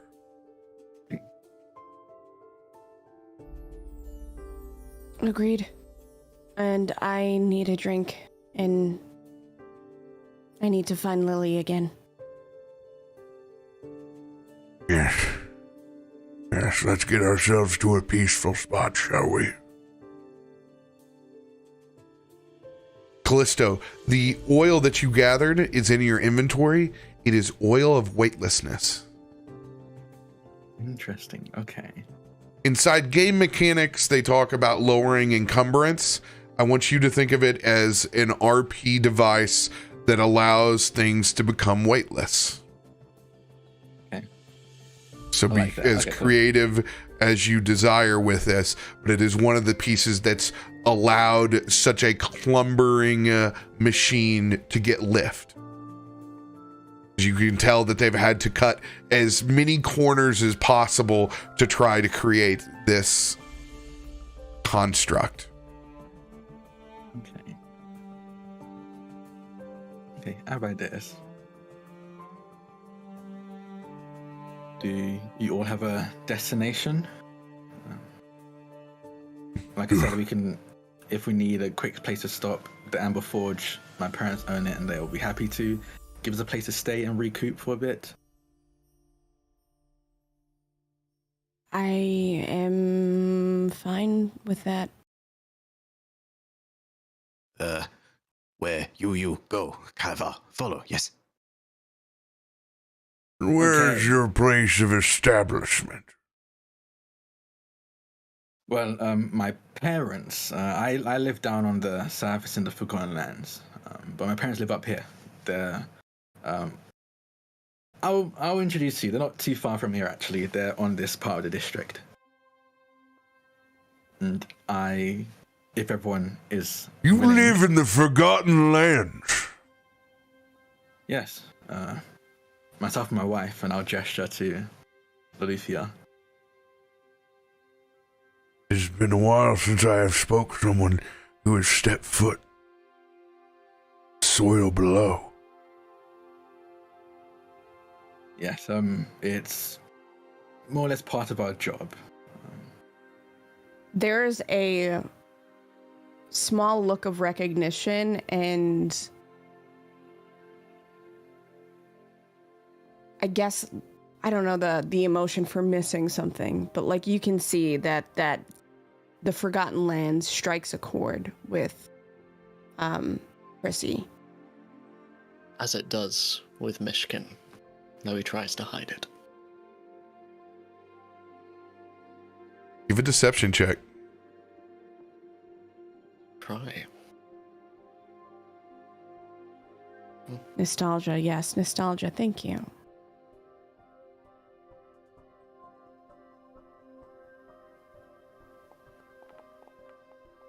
That's pretty good. Damn. It's pretty good. What do we need to roll against a deception check on this? Because Perception? insight's not a thing. Ah, okay. Yeah, perception. Yeah. You know what? I'm gonna do it. I'll give it a try. Why not?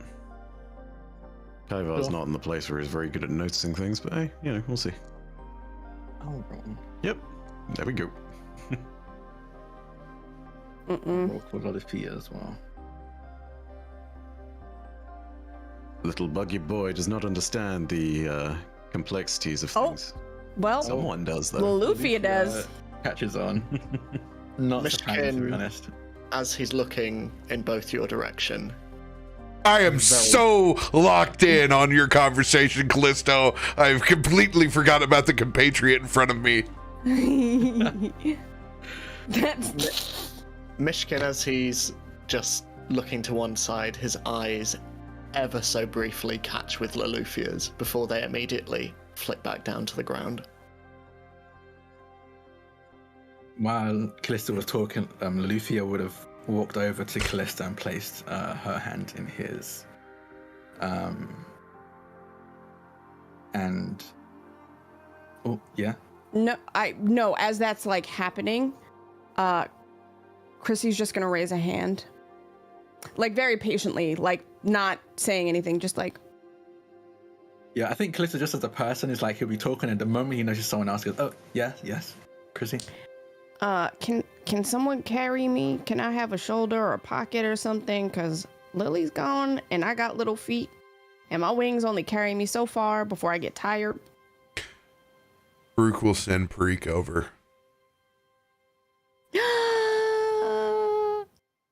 As the Golden Eagle will go over there and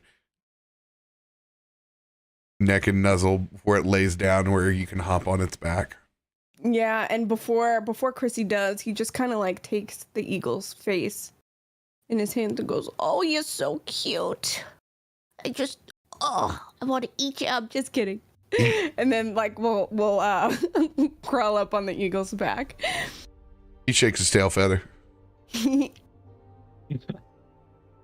So is everyone okay with heading to? Is everyone okay with heading to the Amber Forge? If you all have your own places to go and stay, that is entirely fine. I just need to see my parents and my son real quick. This was very stressful. Normally I would take this up to the Cirrus district, further away than the Sky Marshals want to investigate. But I will trust you, friend. As Farouk will throw up his cloak up over his Ifrit horns and kind of dim his eyes down a little bit, as you can see the feathers over the shoulders of his pauldrons as he conceals his orcish Ifrit nature. Seeing you having your moment there, Chrissy, with Parik, Kaivar remembers how terrified he is of Parik, but also is very calmed because he very much believes that if you and Parik were in a fight, you could take Parik easily. He's thinking to himself, yes, that one. He is strong. I am safe as long as Beast is in his control. That's so cute. Seeing Farouk put his hood up, Myshkin is going to do likewise, just bringing his large, very frayed and tattered purple scarf up over his pointed ears and just follow the Ifriti orc. I will lead the way to the Amber Forge. And as we head to the Amber Forge, or I'm sorry, Ember or Amber? Amber. Amber Forge. I'm going to let you guys refresh your beverages.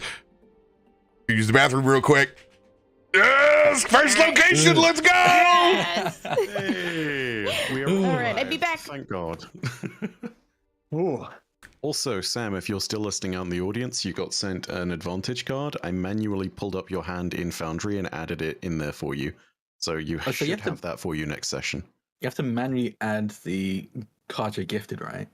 Yes. So Okay. when you go to the roll log, there's none from this episode. But if you go back to previous ones and you see that you have one that should be added, you can pull up. your Those were hand and all then added. Add card.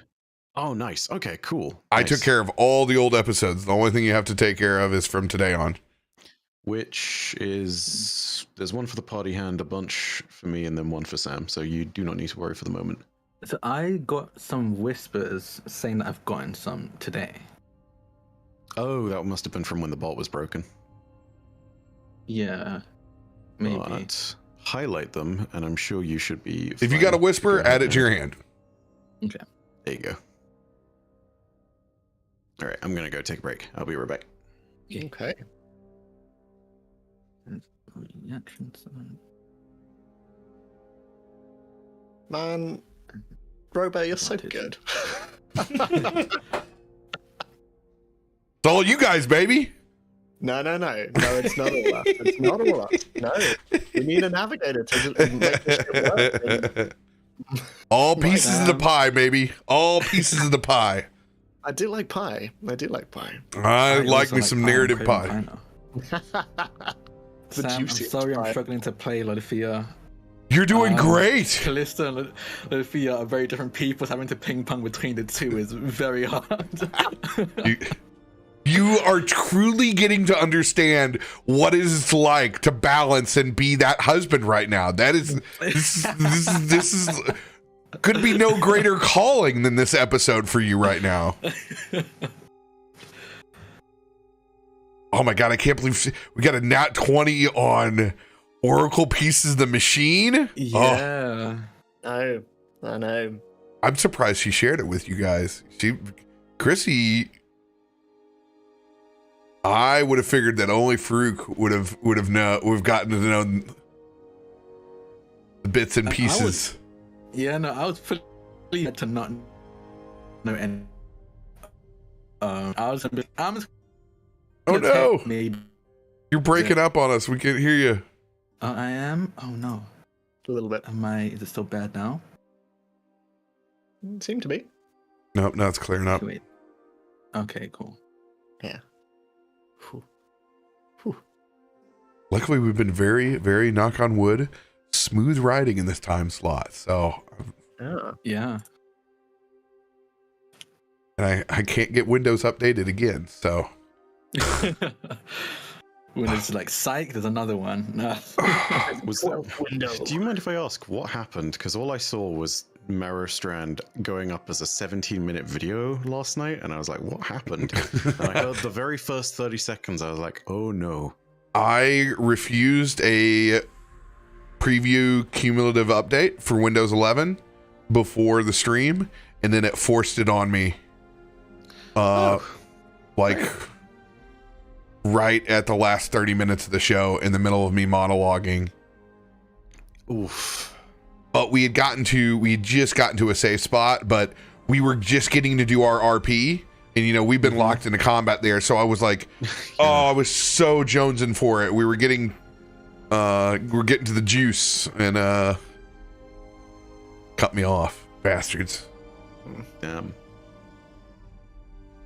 Once it did that, you're like, no, I'm not splicing 15 minutes onto this video, resetting all my stuff back up. It was like throwing it to the editor and be like, okay, make a womp womp and Windows noise here and make fun of me. And Yeah, I mean, at that point, that's literally the only thing you can do, right? The guys are just gonna make fun of me the last 15 minutes anyway. There's no way I can keep this back on get this back on the rails. Because I just said the Windows noise went off, and I was like, oh, that's the sound that makes the pit of your heart fall. And I'm like, It's always me. I'm always the last one. But I also this is dinner time for me, so I have to eat. Very good. I have to sustain my thighs. Sustain yourself. it's okay. I always forget. I'm gonna go grab my water. Yeah. Yeah, all of you are going to meet Kallisto's parents. At least one of them. I imagine one, so. So soon? We've just met. Yeah. I'm gonna judge your RP snacks. Oh, I do not have any snacks. Literally, the only thing that is even close to edible next to my desk is a tea bag. Oh my, Oh, yeah, I don't know. Somehow, I don't think that's quite as edible as it might be. Oh, wow, look at that. Look at the lot of us. Notebooks and tea bros. What was your flavor of tea this time? I've got to ask. Mine was ginger vanilla chai, baby. Yogi tea. Ooh, That sounds you are- good. You are way more exciting than me. I was bitch basic for once, and I just went with an Earl Grey. Wow, Normally I'm my one tea for a- was orange tango. Oh, This is the most British thing I've ever been a part of in my life. What? I mean, to be fair, Indubitably. mine isn't tea. Mine is just straight up My something. tea was reading this dragon to filth. That's what it was. damn That's right. my tea. Flicking through its diaries, just like, I mean, sometimes it do be like that. Sometimes you just gotta be like, hey, what's this dragon got to tell me? And then the DM rolls a fucking nat 20, and then I get told everything. So we were talking before stream about like coffee and me not drinking it, and I raised my equivalent of coffee to soft drinks. So I got this, which I finished recently, and I've got another can that I've got prepared. Drag, And I at think some I've got point a we're Mountain Dew somewhere as well. Oh, I think man, that- at some that's point probably we're my gonna meet coffee. up, and I'm going to give you a proper cup of coffee. yeah. Just like, and then you're gonna. I'm then- good, honestly. I'm already I done, so I'm actually gonna put don't this back. want I'll be right a cup back. of coffee. Mm. Yeah, Are no, you, I've seen a slippery slope it is, and I have no intention of getting on it. Oh, but my friend, it's slippery slope. It is for some, but the wonderful thing about it is always going to be the option of having it there. Not to mention, there's like, it sounds really strange, but there's the culture and the variety around it too. I mean, like, Yeah. my wife Elle literally just drinks mochas because she's like, hey, it's adult hot chocolate, you know, go for it. I just drink hot chocolate. You know what? And I'm Fair fine. enough. That is fair enough. Do you apply the same thing to like Irish coffee? You're just like, I'll just drink the whiskey. Oh, Yeah, honestly, yeah. Caramel latte? I'll just drink the caramel. drink the syrup. caramel. Yeah, honestly, all of you are joking, but straight up, pretty much, yeah. You had me at a good Irish whiskey. Just drinking straight caramel syrup, I might be a little hesitant on. Just one I'll of those, have like a caramel, like one of those coffee. sweets. Mm. I'll have one of the caramel coffee's candies instead. Or I'm a big Werther's Originals fan. I really love Werther's Originals. Yeah, those are lovely. I'm sure it would be a very, very original idea for the three of us Brits to start like a tea and coffee podcast. I feel this is where this is. Sleep. Tea Brits teach one Brit what the fuck tea and coffee are. Bife and Ed drink coffee while Drak just drinks straight whiskey at the I love that. Great. This time, Ed is drinking some hibiscus herbal tea, and Bife is sitting there, and he's drinking his lapsang, as always. And this motherfuckers, time, I'm drinking yet straight up white rum. Let's fucking go. again, drinking to forget about the other two people on this podcast. I just grabbed the mic off by. Hey, everyone, let's go. The fucking podcast, and I'm shouting like I'm a DJ. People just going, why didn't they edit this bit out? This was the most exciting Like, bit of the podcast. listen, if we edit out all of the stuff Drax said, there would be no podcast. He's just talking constantly. This is walk, even though they couldn't at that point. It's the thing that people don't understand. It's the content that comes out spontaneously. Yeah. Yeah. You can't force that stuff. It just happens. It's why D&D is great, because having a dice roll prompt you for something is an amazing little bit of, it's a great spontaneous cue. You have no idea. Like, it's part of the reason why I like rolling dice a lot for certain things in a character. Like, I've rolled a will save every time with Faroük, because it's like, Do I know exactly how an alien bug is going to sit there and think about Faroük coming back? No, not exactly, but I can give the dice a roll to give me a prompt for it. It's like, hey, Faroük is not as scary when someone that Kaivar perceives as a great warrior is currently riding them. So it's like, this is fine. Like, you get the ability to make the prompts, and it gives you the thing. Yeah. I'm just very excited now to get to a point where like we're starting to really learn each other's characters, because I'm gonna tell you, like, I didn't have a backstory for Chrissy at all when we first started, and now I do. Now you got a story as well. I have a story. I'm excited. I think it's gonna be really good to just kind of see how everybody kind of clicks and maybe doesn't click, What a absolutely fucking perfect nat 20 to get on the read fate thing, by the way. God, just... Yeah. That was, I'm glad that wasn't my role. Mm-hmm. Glad I didn't have... Right? Yeah. RoBear talks about how oracles are a gift, and I see it now. Like, holy shit. How perfect. It was funny, because Drak actually helped me make Chrysanthemum. Mm-hmm. Because weird, I'm neurodivergent. I know that's new to everybody, but I don't read things well, and I don't read to understand things well. So I just get, like, I see walls of text and I panic, and then my brain shuts down. But we were talking about it, and I was like, who do I want this to be? I want this to be Billy Porter. What can I see Billy Porter doing? And I was like, oh, he's a fucking oracle. Like, easy. Like, there's nothing else that he could be. And it just...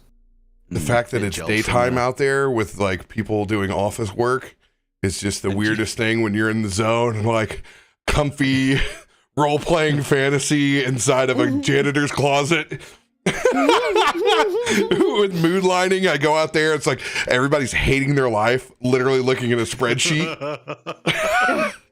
It's like being woke up from the Matrix and having to walk out for a minute and then come back in. I love that for you. That's great. That's a good reminder that nothing in the real world exists. It's only this. It's all part Only of it. clockwork dragons. Yeah. Only. Mm-hmm.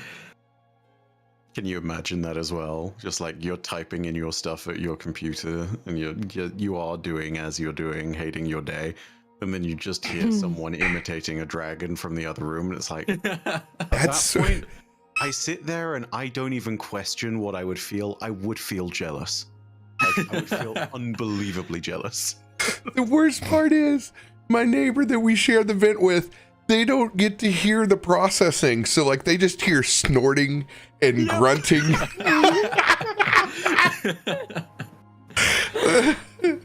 They've come to terms with it.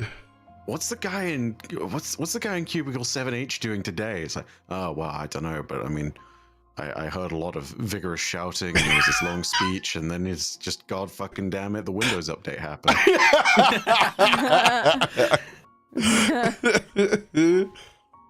Good shot on that, by the way. I did update that. Yeah. I did update that. I was like, yeah, I've been sitting on this for a little bit. Maybe. That thing was out for blood. Thanks, Windows 11. We love you so much. So, with Myshkin and Farouk's hoods up, we decide to follow Kallisto and Loluphia back to the Amber Forge. As we depart, leaving from this upper midsection of the city,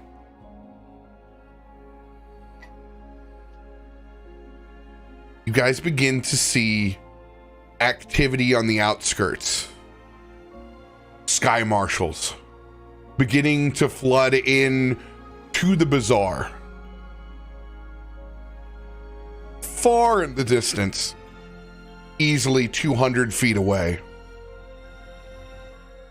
Very typical to be late to the show again. As most folks know, the closer you get to the top in the Cirrus district, the slower it is for any city involvement.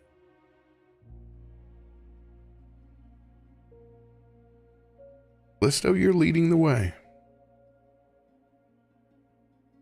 This will be a world building question for you of how Stormforge is structured, but what strip, for lack of a better term, would a blacksmith or weaponsmith shop likely be? So the districts within Stormforge function just like clouds.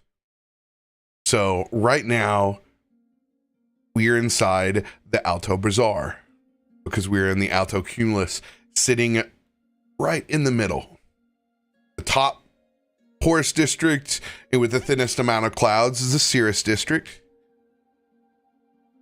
Cumulonimbus district is the beef of the bourgeoisie, the comfiest, puffiest part of the cloud.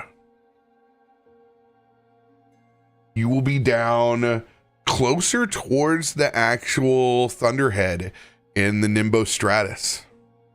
Somewhere between Cumulonimbus and Nimbostratus, right before it starts to get into the really heavy mining.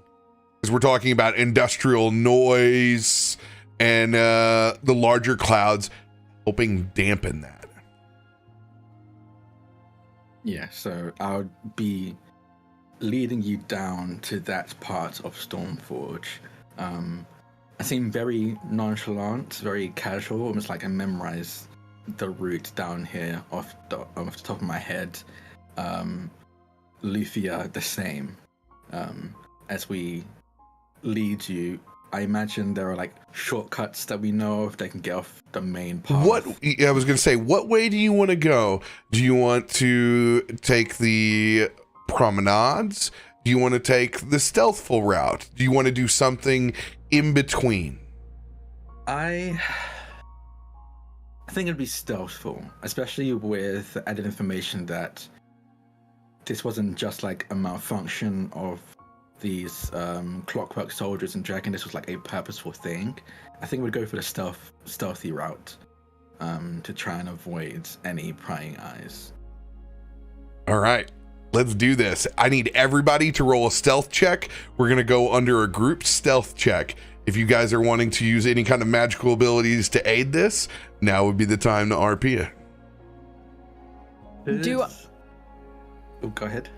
Do I get different stealth because I'm on the back of Faroük?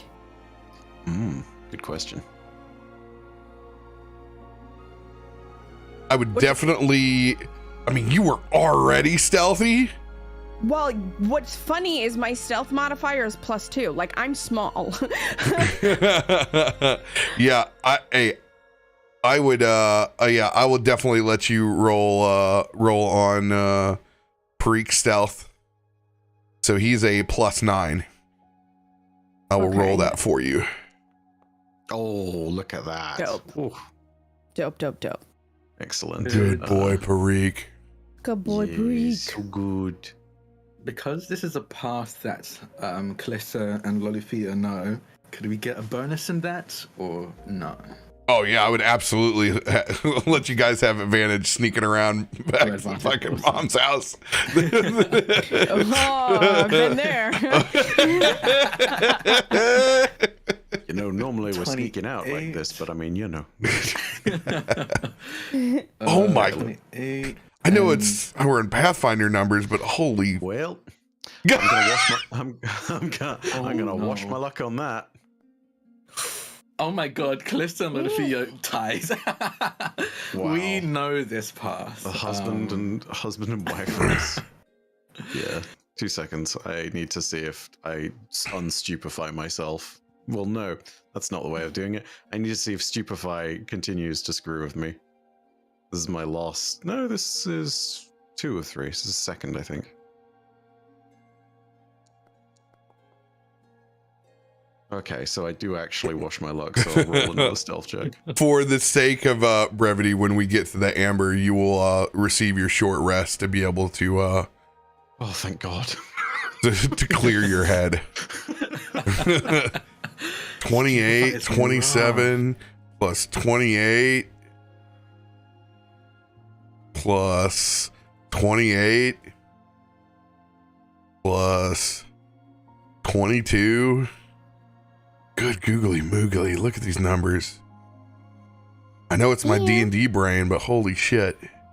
Yeah. I mean, it's still pretty high. Yeah. Okay. And then there's me, not very stealthy. Here we go. Do you? God, it's great for me. Can I? Oh yeah. Okay. Yours is a +3. That's actually. Can I try casting Loremaster's Etude on either you or Myshkin, whoever wants it? Basically, if I succeed on it, and get past the flat check, you'd get to roll with advantage.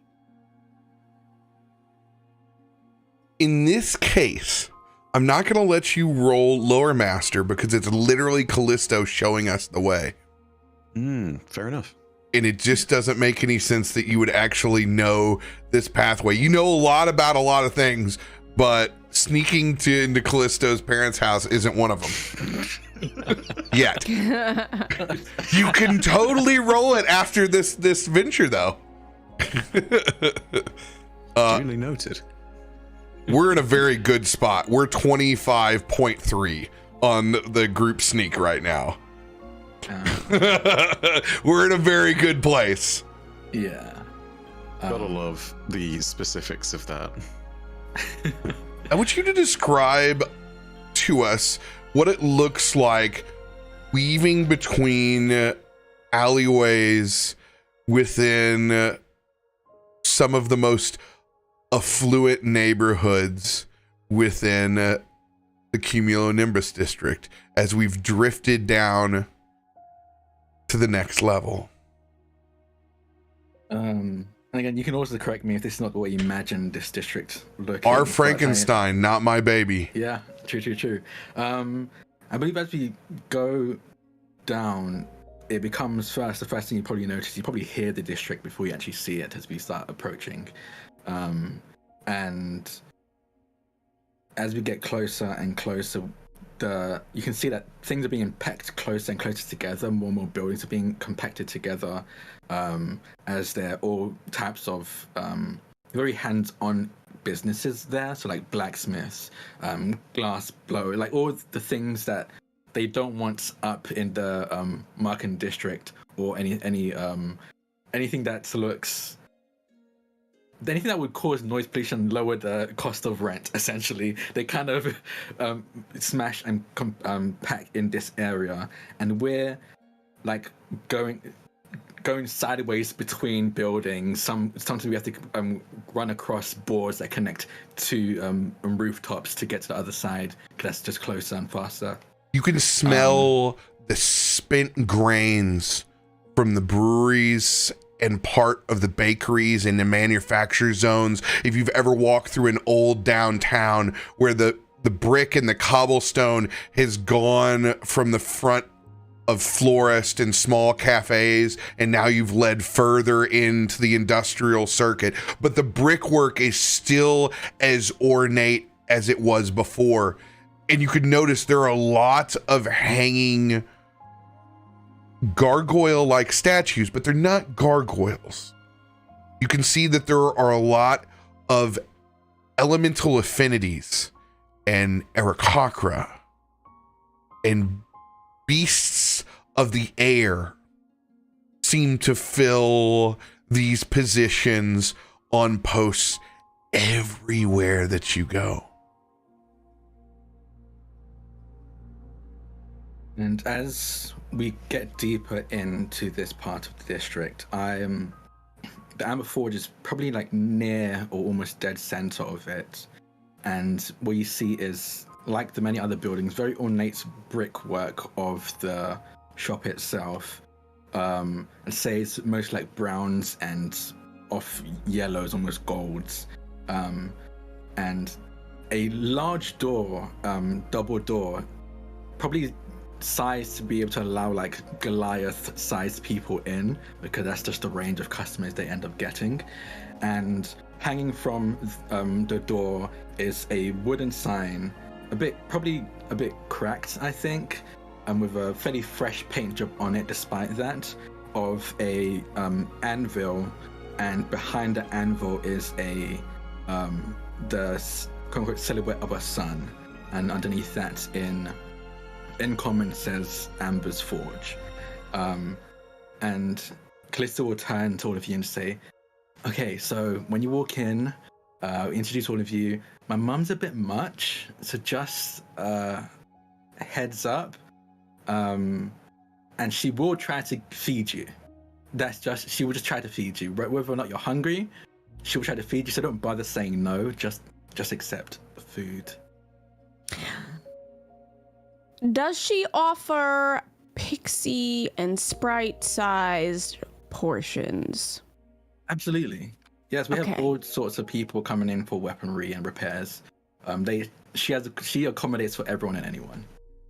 It's just that sometimes it's a lot for people who don't see it coming, so I like to warn. And I think as I'm warning everyone, the door bursts open before I can even finish.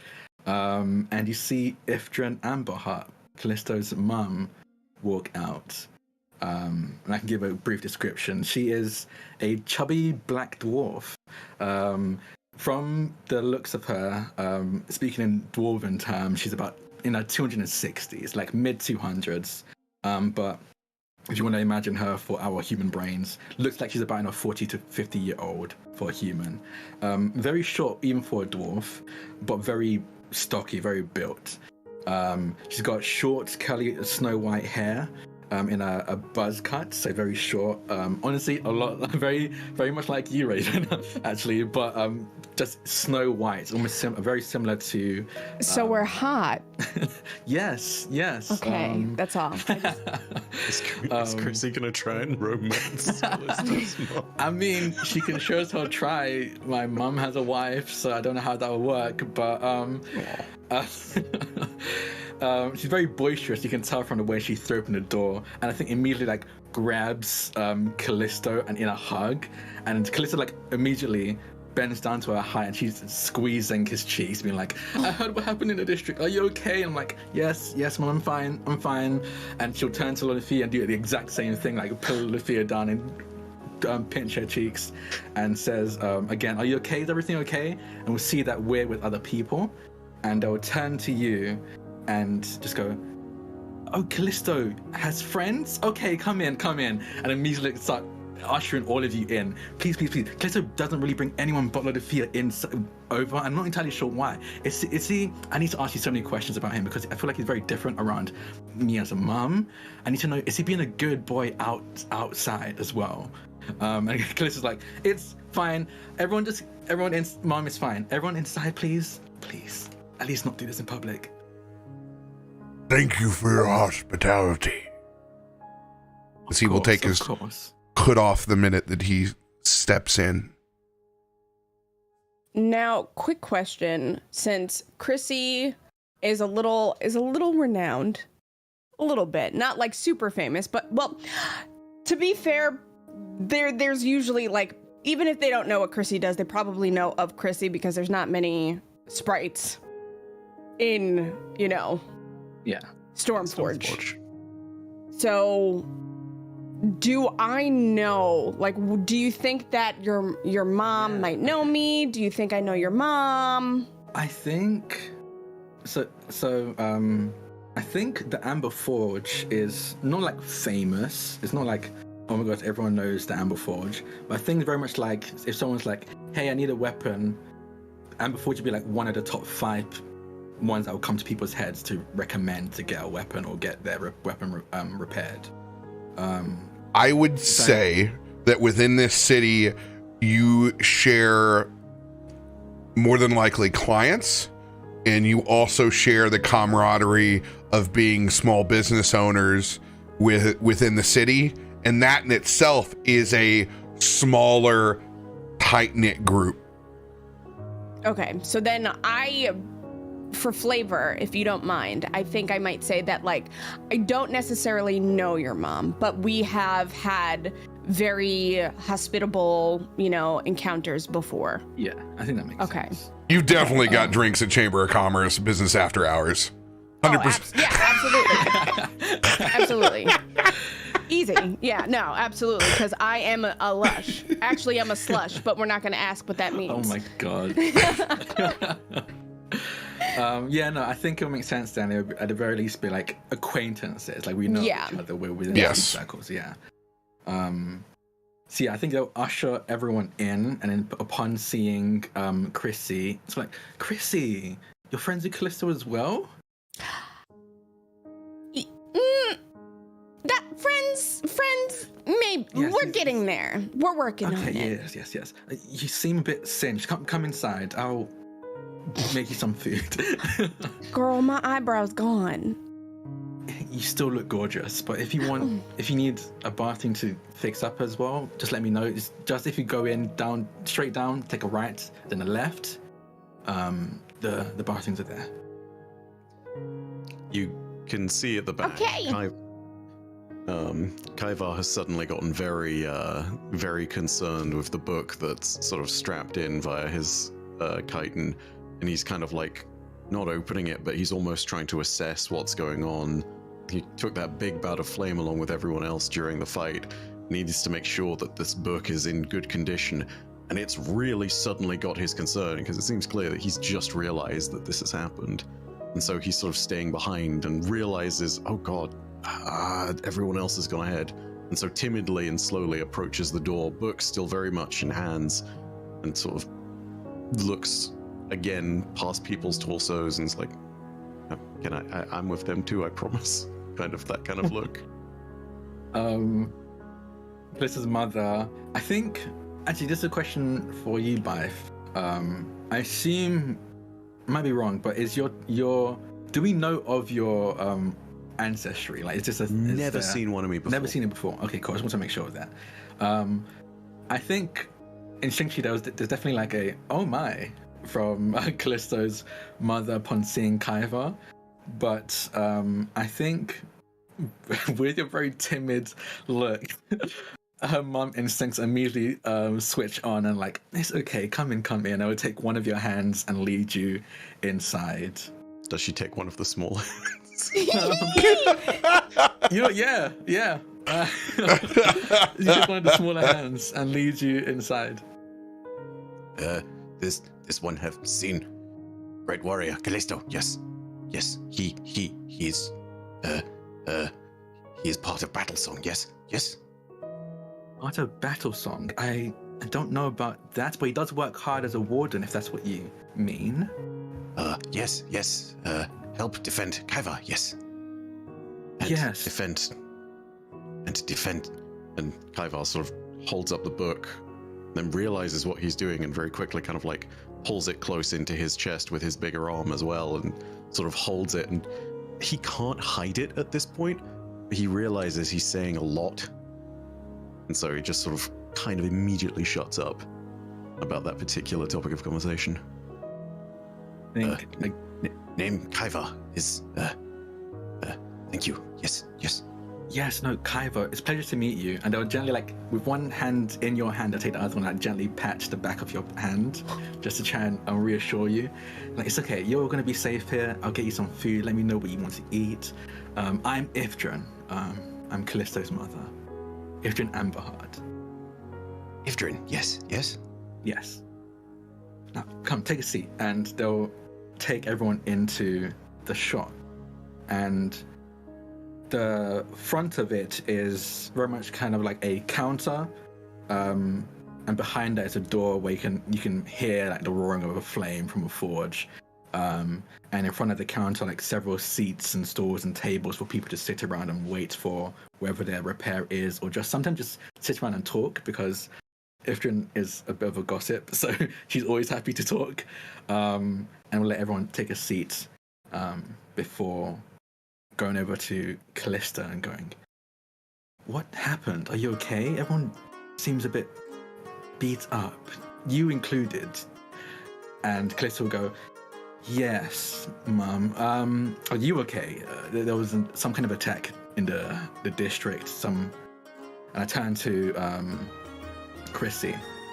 The Clockwork Dragon, right? Are not built by anyone on Stormforge. No, it's built by someone in Stormforge. Oh, okay. That's more worrying. Yeah, Mom. We got attacked by some clockwork soldiers and a clockwork dragon. That's why we're a bit singed. As he lifts his overcoat, you can see the hem of it is slightly burnt and singed. And I think Loluphia would actually do the same. And a look of worry will go across Ifrit's face. Just go, oh, okay, so you all need to be fixed up. Do you need food? Are any of you hungry? I can make something. Yes. What would you like, Chrissy? Do you happen to have some roasted chestnuts and sap and a little cut of steak? I don't know if you got that. Is that too much to ask? I don't know. No. That's absolutely fine. I don't know if we have sap. I might need to look if we have any of that in stock. But we definitely have some chestnuts and steak. We can definitely get that sorted. Anyone else? By the way, sorry, I introduced myself to your friend here, Kaifa, but I'm Ifrit Amberheart. There's a loud rap at the front door. Lister would put a hand on Ifrit's shoulder. Be like, I'll get it. And I'm gonna walk over to the door and open it a little bit, just enough to look to see who it is.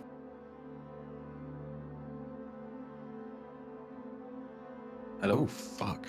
As you open up the door, you can see the shine off the helmet of one of the Sky Marshals at your front door. Leather cloak pushed to the side. As you can see, full armor is on, chainmail in between the plates, jetpack on, multiple black powder weapons at their side as they are dressed for combat.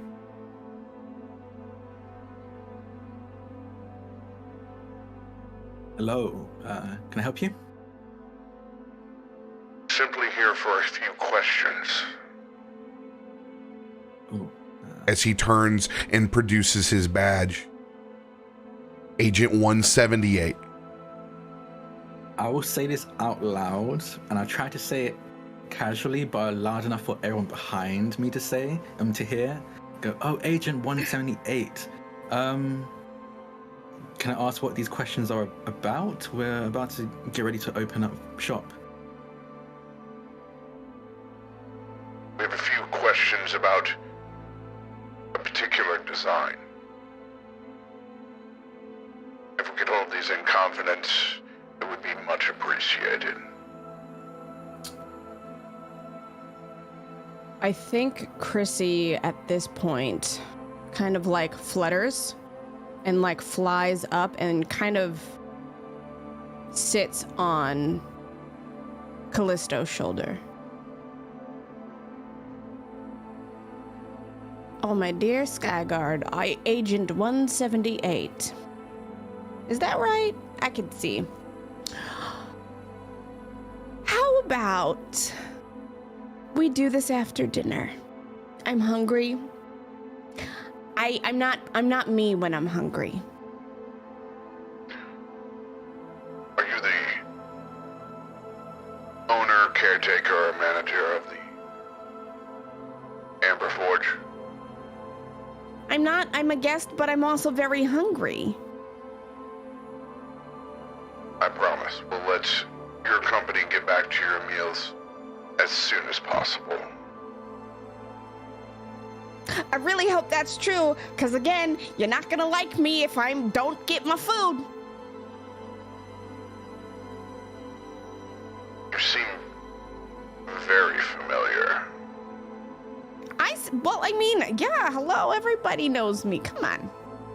You don't know Chrysanthemum? Who even are you? It's gonna roll a perception check. Me?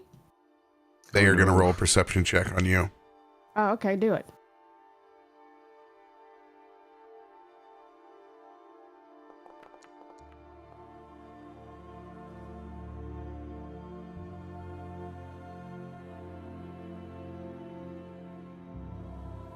mind.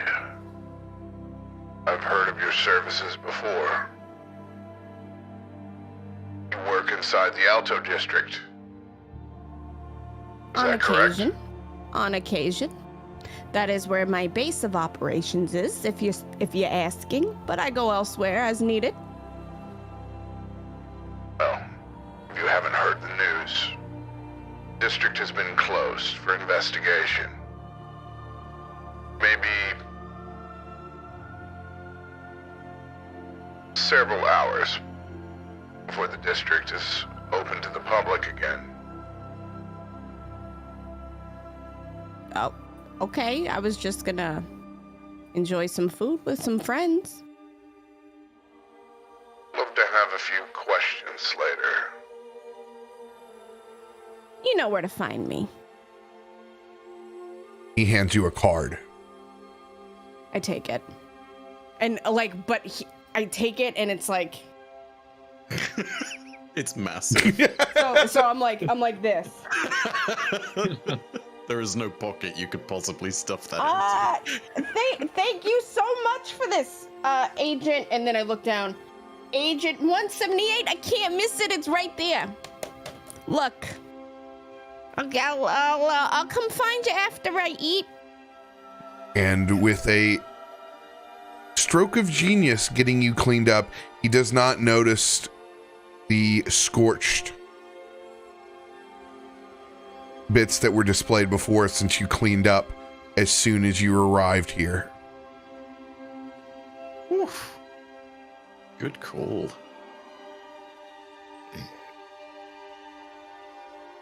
If I could have a few more questions. He gestures to a conversation outside the door.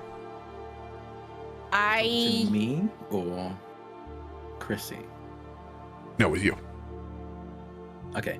I will just turn to Chrissy and say, "Yeah, I got this. Just let her know. She'll make you the steak you want."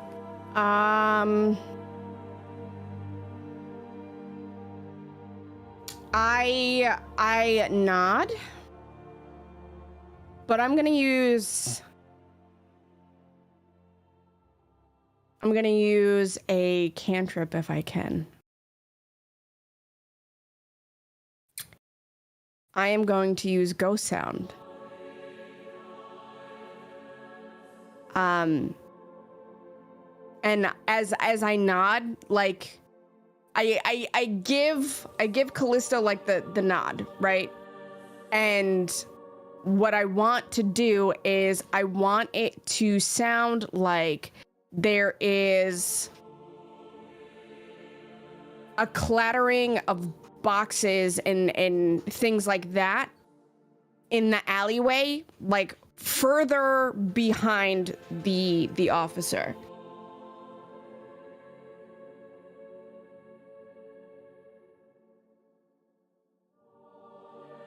Clattering of boxes. Well, like tin boxes, like tin crates and canisters and stuff.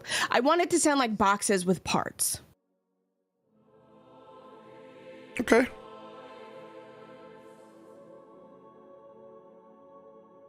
Are you receiving any deliveries?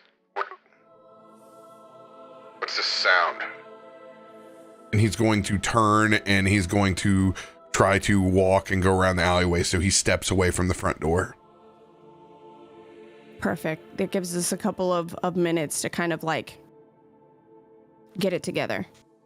I will turn around to everyone. Has everyone like cleaned up, or was it just Chrissy that got the chance to? I think just Chrissy. It's just Chrissy's the only one who's RP'd. Yeah. I will turn to everyone and go, everyone, I think everyone should go to the back. Go into the forge. They just need to talk to Mum. Warrior, Kallisto, Sky Marshal, to trust or not to trust? Yes? No? I don't know. I've never been a fan of them, but right now we're not in a place to fight them. So I think we should just stay out of sight. They have no jurisdiction over me. I'm a paying customer. As that's happening, I'm just like touching people. like on their backs and like using prestidigitation to like get any like soot, ash, like anything like that off. Myshkin immediately flinches away and just, I've got it, and casts it on himself. We're in the forge. Really quickly, is my stupefied gone? Have we had a chance for the short rest, or is this technically before that? For the sake of your own sanity. No. This is No. This is good for RP, even if it's still on. No, I need to know. you will. The fog of the encounter will have passed. Okay. Still RP yet, but mechanically you're good. Sure. Honestly, I'll do that.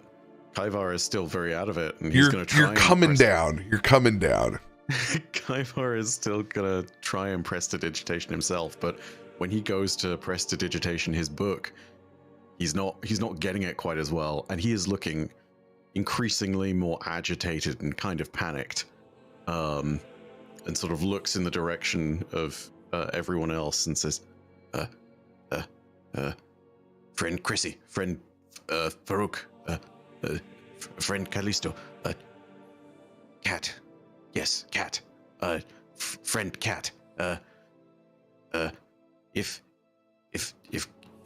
Kaiva in trouble, please protect, please. And he's holding out the book, and his arms are shaking like desperately. He's quivering at this point. Chrissy like flutters over and like quickly places a hand on the book and uses prestidigitation to try to get that clean, and nods and like kind of like does a little gentle pat on his small hand and like flies back up. Like it's an affirming gesture. Like, yes, I got you, but like wordlessly, because even though like Chrissy seems calm, cool, and collected, like there's a genuine fear here. Myshkin looks at the book in your hand, Kaivar, and seeing how much your hands are shaking, just his green eyes rise to meet yours. And he just opens his satchel, and you can see a book inside, burnt, blackened, twisted leather wrapped around what was once probably pristine pages, but they are burnt and singed at the edges. Do you need to hide it? If Kaiva is asked and they take hide, yes. If they take Kaiva, I can still speak, but quiet in head, yes. And sort of indicates to his own head. All right. And turning in your direction, Kallisto. Your mother. Will she be all right? Yes, no, trust me. Honestly, you should be more worried about what she might do to the Sky Marshal if he gets on her nerves. But thanks to Chrissy, we've all been cleaned up and cleared up. But Kaiva, you might, just existing, might raise some questions. Do you want to go and hide in the back?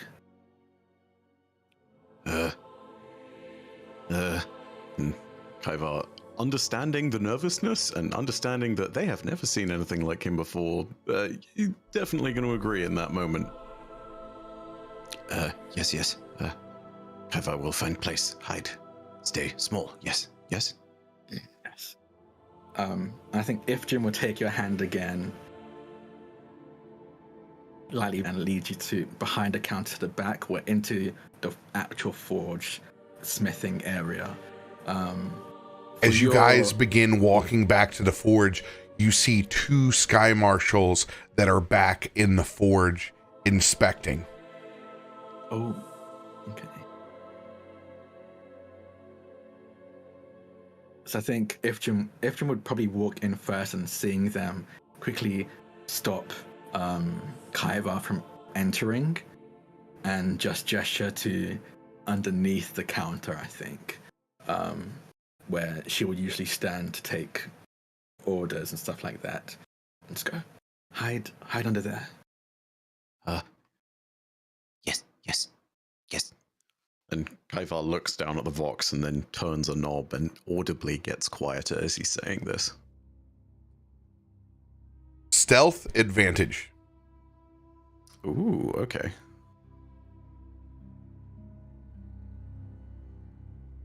Keep higher, thank goodness.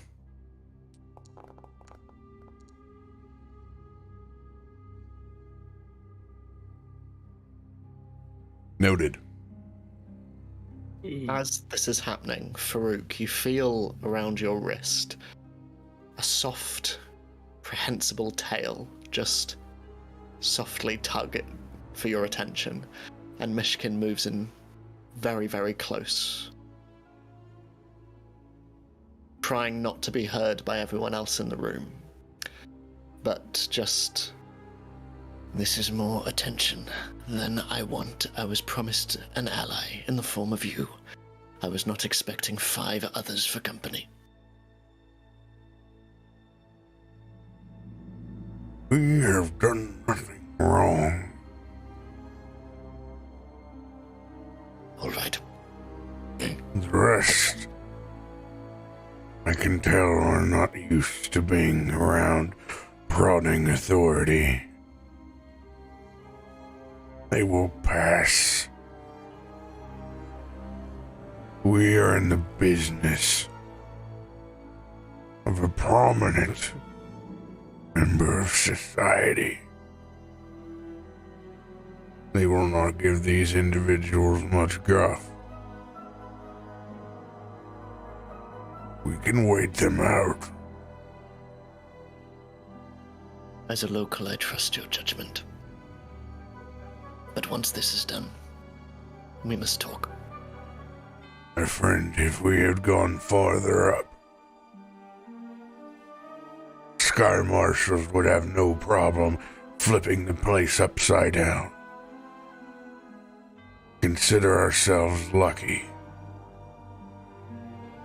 But I don't think that we were followed. Very well. Just act calm. Myshkin stands back and just places his empty wrists underneath his armpits and stands quiet.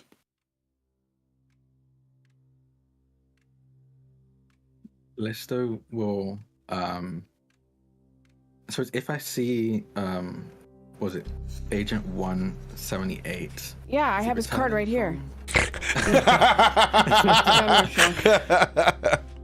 Is he returning or is he still trying to investigate? They are still outside. You don't know what's going on outside. Kallisto will go back to the door and open up now once Kaiva is definitely safely hidden.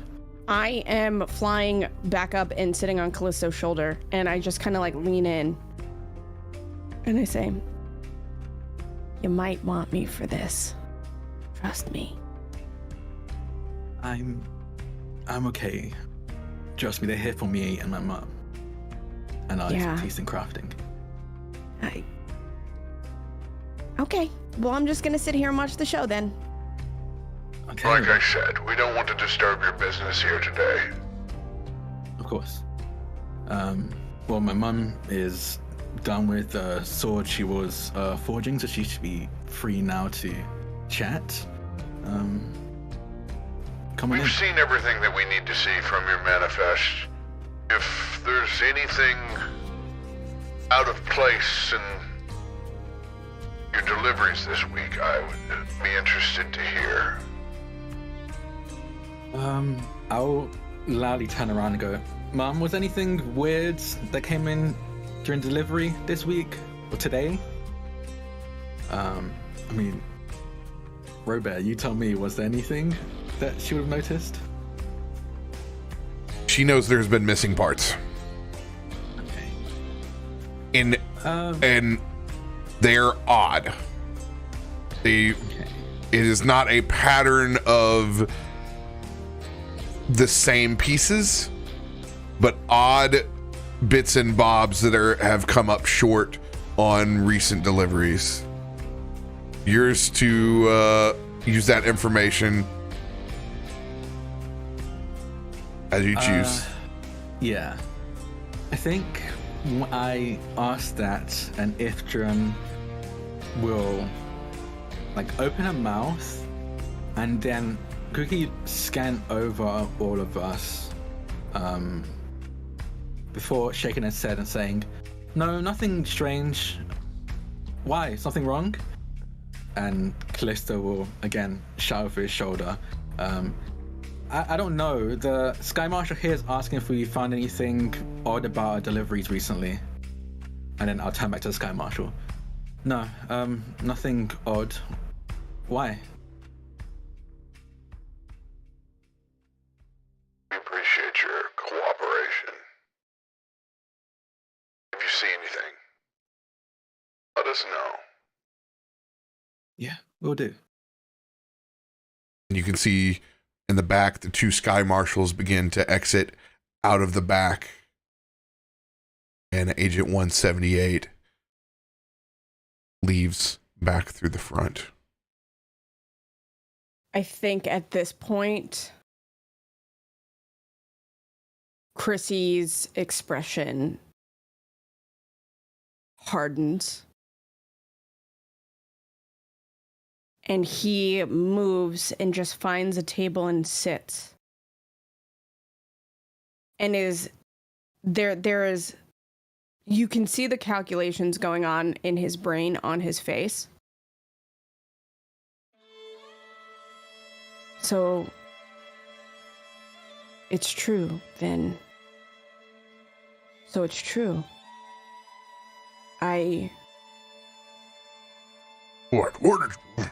What is true? What I saw in my vision. I need some time.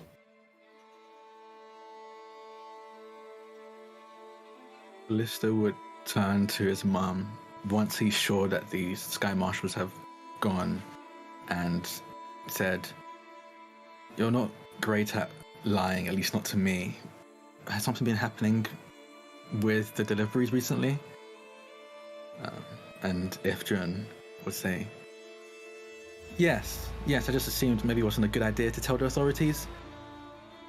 Things have been going missing. I assumed it was you with your little crafting project every so often, but from your expression, I'm guessing not. And Kallisto shakes his head. No, I haven't taken anything, at least not anything I haven't told you about. Just the basics for maintenance, and he points at his holsters of his pistols. Anything in particular that's gone missing? Ifrit kind of looks confused and says, "No, like weirdly enough, no. Very random odd bits and pieces. Nothing that hampered my ability to fulfill orders, so I never talked about it, never brought it to authorities. But hearing about the situation you all ran into, I'm starting to be worried that it might be connected." And she'll be looking at Chrissy as she says that. Chrissy is...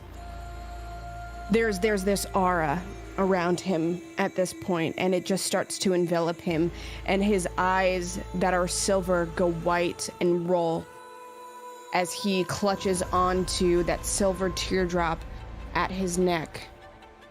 And the staff that he wields in a small pocket is now extended and laying over his lap. And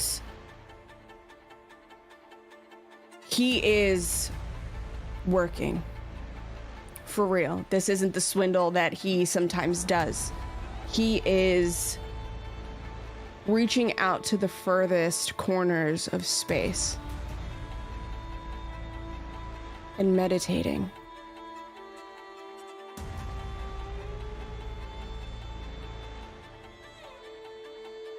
Are you trying to reach your muse? Not necessarily. I'm Okay, open just trying to meditate on. Yeah, I'm meditating. Okay. I'm trying to, piece together a timeline. I am open to my deity or my curse, my muse, speaking with me if they so choose. But right now, like, I really, what I was given was very important, and I'm trying to figure out some more of those details. I'm not expecting to be able to do that, but just for purposes of who Chrissy is as a person, he is trying desperately to just either find more information or something. Like there is a slight desperation here, even in his very tranquil state. Occultism check. Perfect. See, Myshkin, what did I tell you? That story! That's a nat 20! Good God. Oracles are a gift. That's a nat 20. I'm sorry, baby. My daughter's in here, so she saw me get excited and she's like, it's okay. We're playing a game. Hell yeah. Okay. By the way, Ed, did we lose you? Are you still here? I think you might have lost him. Still in Discord, but not in. I don't know if you can thing. hear. I don't know if you can hear us though, or if we can hear him at least. I don't know. Just like I said, Myshkin. Chrissy.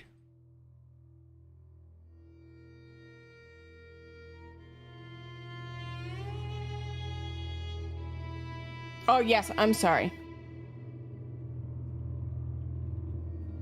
I'm here. Hi.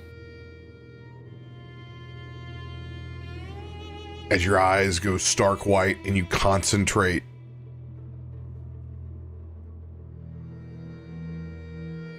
and you let the curse guide you.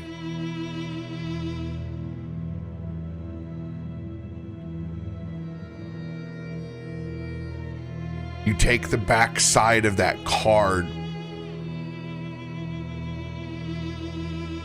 and you begin to take a charcoal pencil to the back of it. As the curse manifests through your body.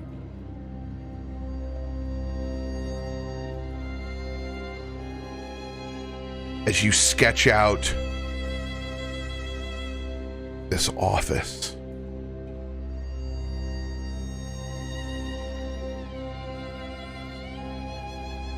As a picture perfect as you saw it inside your mind.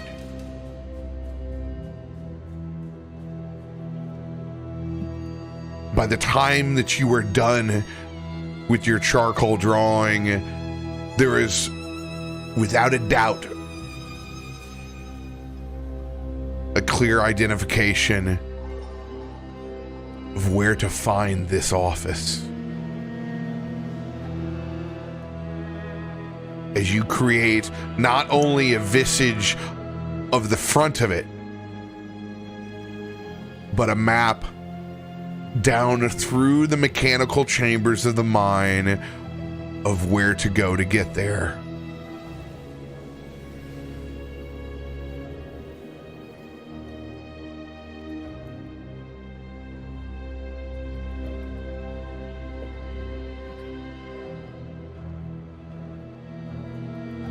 She's working.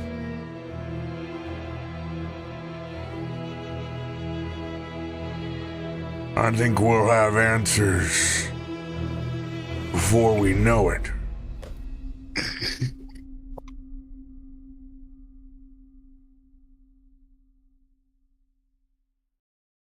Out of nowhere, Chrissy snaps out of it and like,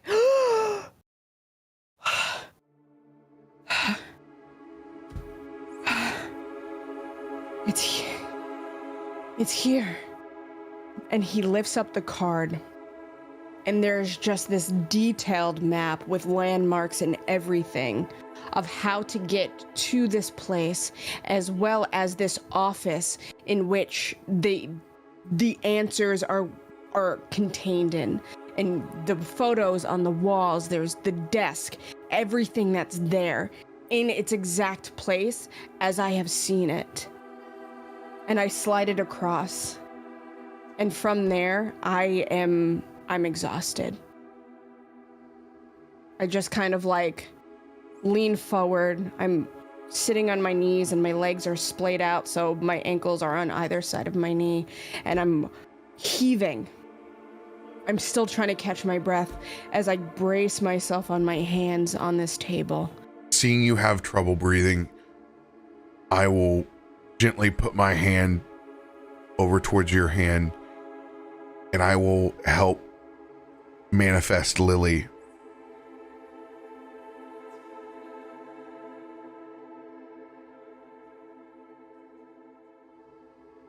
As you can feel those small little paws rest up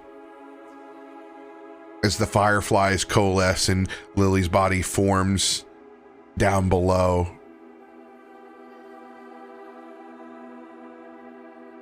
I don't look up, but there's this thrum of warmth coming from my hand as a thank you, as I just use my other hand to reach out and press it against the forehead of this corgi.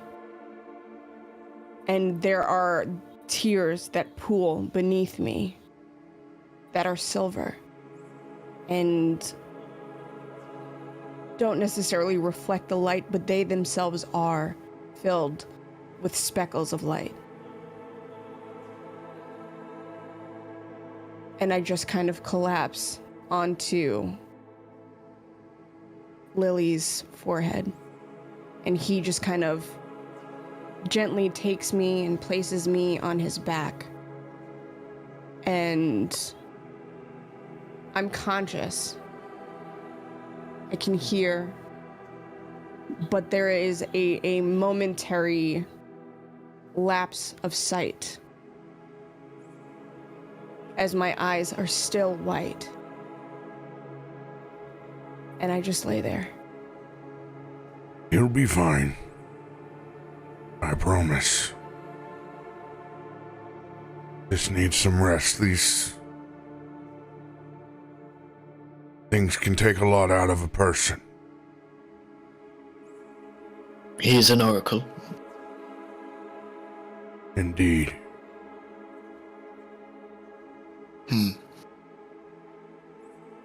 I know we have come together through fast battle bonds.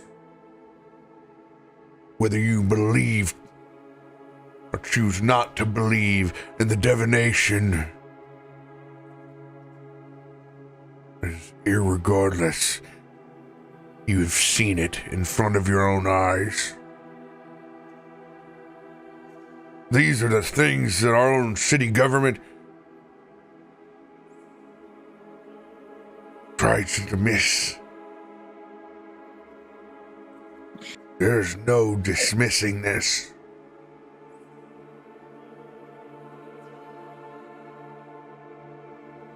What speaks through him? Whatever it is, beholds truths. Whatever gathered us in the Alto Bazaar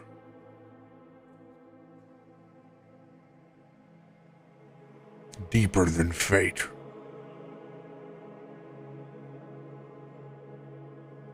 You hear very faintly from a very exhausted Chrissy, who is still white-eyed. It is of design. This is a necessity. Believe me, don't believe me. But this is the blessing of my tribe.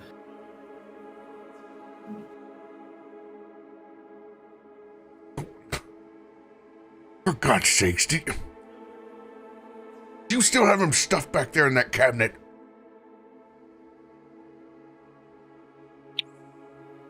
I assume you mean Kaiva, right? Yes. I think Ifrit would be like, oh, yes, and rush over to open it up. You can come out now. Everything's clear. Oh, yes. Kaivar will crawl out of the cupboard and sort of walk over. And seeing Chrysanthemum and how he's still in that trance almost, will sort of walk over and with very curious eyes get very close and kind of like peer around them, sort of observing as much as he can, almost totally fascinated, drawn in by all of this.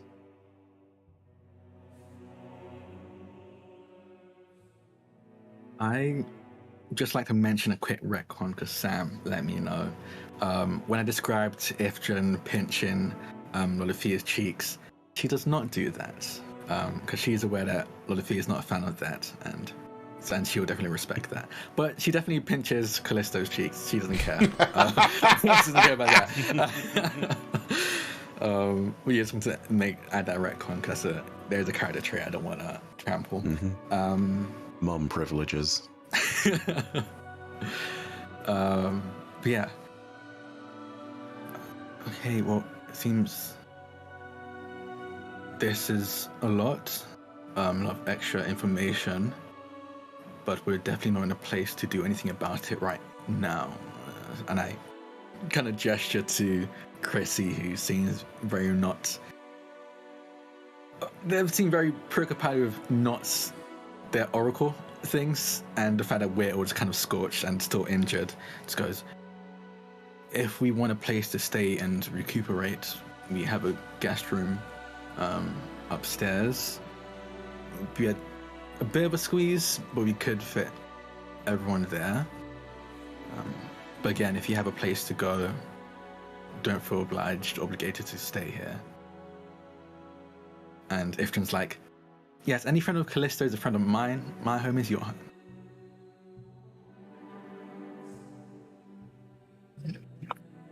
Farouk.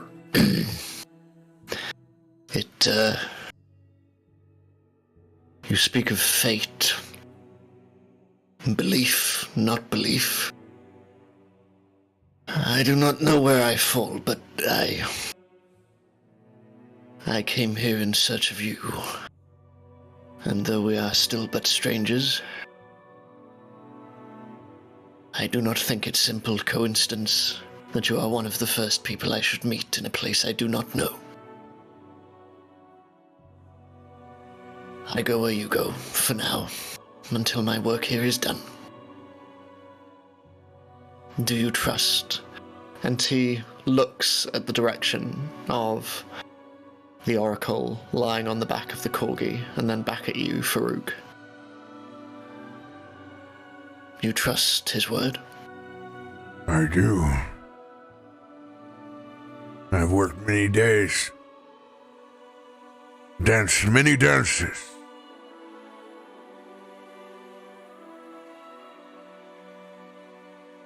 Chrysanthemum speaks the truth when he speaks.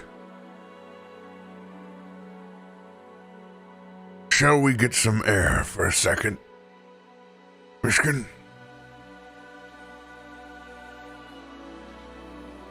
Please.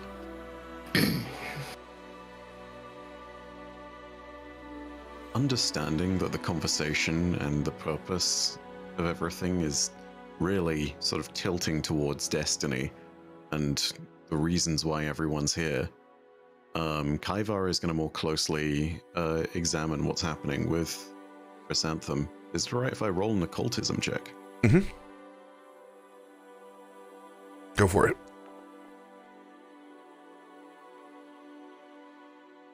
Not your first time with a Ouija board. Nope.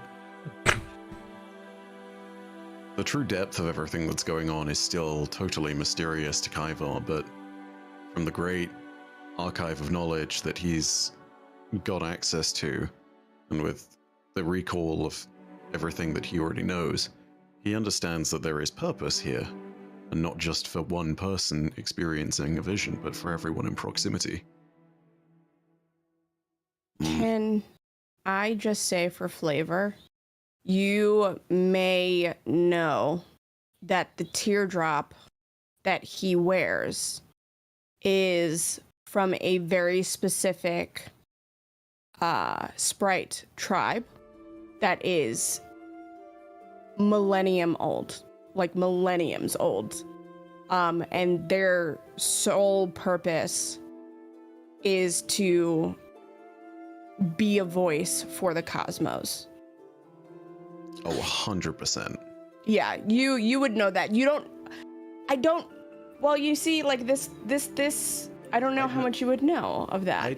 I'd know how I could know that in character. That's perfect with a high roll in the occultism check, too. Yeah, I would think that you would know that there is a very specific tribe of pixies that are very few and very far between. And they are literal messengers of the heavens. Yes. Yes, knew it when Kaivar first saw this one. Yes. Fate weaves around this one, yes. Where this one goes.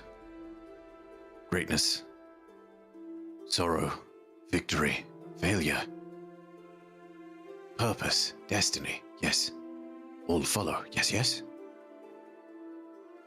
Kaivar search for great warriors, great heroes. This Kaivar's purpose. Kaivar will follow. Kaivar's going to open the book again, and this time he's going to offer out. I don't know if Chrissy is in a kind of lucid enough state, but he's going to hold up the book and offer it to Chrissy for her to place her hand upon it. Sorry, excuse me. It's okay. I know, listen, very androgynous, both work, but, you know. Chrissy is lucid enough, even though, and his sight is slowly starting to, come back, but he just reaches out a hand and will place it on the book. Describe how it looks, considering that you've seen how it's changed before, and that it seems to take on characteristics of something that's going on with your mind. Imagine it almost as though it's transferring into the book. There's no direct picture or anything, but there is metaphor within what's formed, if that helps you get the description. It is unending. There's just this vastness that is beautiful and littered with things that shine and twinkle and glisten, and there are celestial bodies in every form, in a myriad of different colors, and there are constellations that look like they then transform into faces and speak on the back of a weighted breath. There is wings of all shapes. Dragonfly, butterfly, even the occasional bird that match the vast landscape of space dust and particles and stars. And there is the teardrop that falls from the face of this deity onto a petal, and on that petal unfurls a pixie. In this particular case, it is Chrysanthemum. But at that time, his name may have been different. And you can sort of see that unfolding on the page, and the striking thing is the contrast. All the others are fairly uniform. That sort of insectoid membrane that has cast across all of them all with different shades. It's almost as though someone has put a sepia tone on the rest of the book, except for the page that you've touched, which you can feel is heavy with thought and color and depth. And as this sort of bleeds out to the edges of the page in completion, the book almost seems to slightly shudder and react. It's not an ominous shuddering. You can tell something has slightly changed, at which point Kaivar will take back the book and observe for a few moments and then gently close it. And sort of... This gift of song. Yes. You join battle song. Yes. Yes. It looks, Kaivar, like you will be ready sooner than later.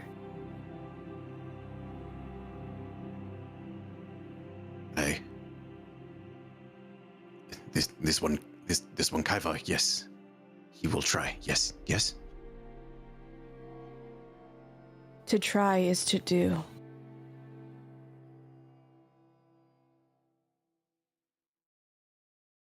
You see And kind of like... Chrissy falls out. Yeah, no, Chrissy just falls out. Chrissy now falls asleep. Like, that is like the last thing that he gets out before he falls asleep on the back of Lily.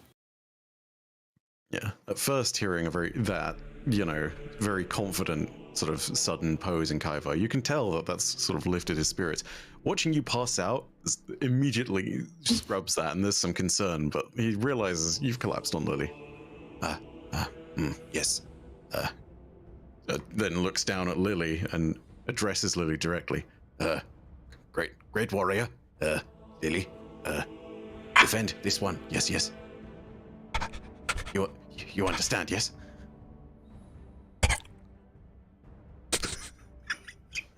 You get cold nose.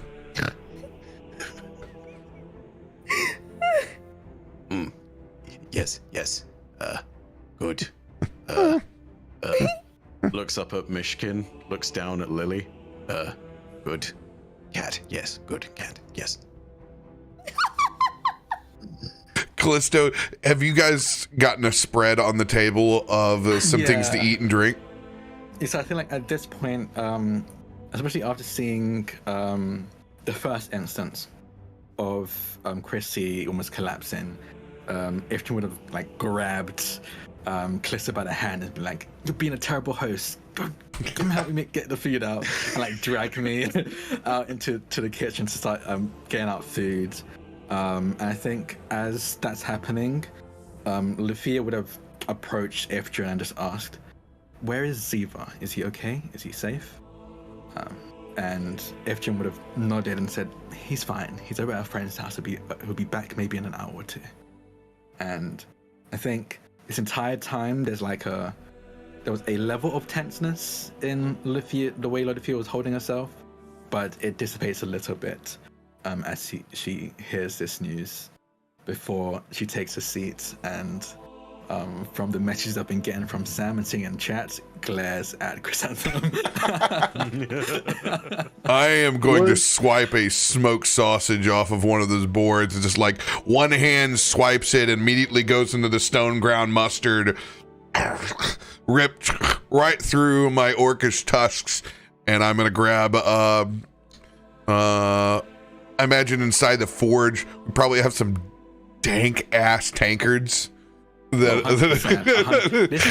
are so my parents are two dwarves. They know how to drink and they've got some good drinks for sure. Yeah, I'm gonna take whatever ale has been provided for us on the table, and after I've crushed that sausage in one hand, I'm gonna begin packing a long stem pipe, and I'm going to nod for Myshkin as I'm gonna throw my hood up to walk outside the front door to go have a smoke. Seeing this, and has Myshkin seen any of the interaction between Kallisto, his mum, and Loluphia? I'd say so. It's not hidden or anything. This is very much like they're moving around like they're at their home, because it kind of is.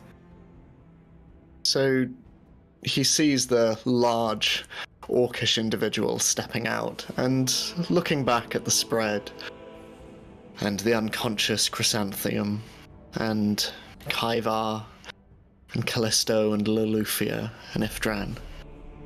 Myshkin just looks in the direction of the dwarfish host and just said, "You have a lovely home. Thank you."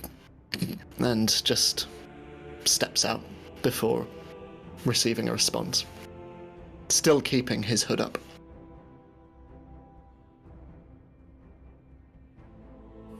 As we've stepped outside, Farouk snapping his fingers and having that small ignition off the top of his index finger as he dips it towards the pipe, shaking his finger off to fade the flame away. Taking a long, suspicious draw before he offers it back your way. I am all right, thank you. I like to keep a clear throat. Understood. Our mutual friend,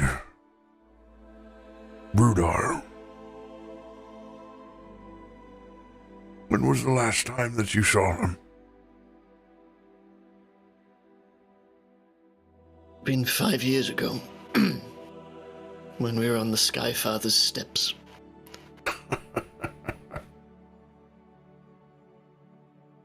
He's spawned quite the empire these days.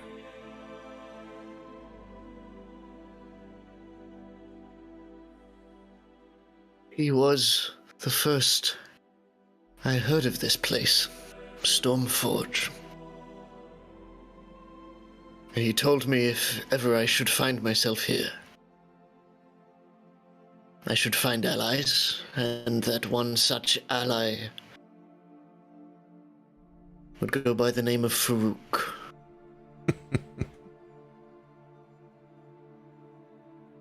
Took a man such as him,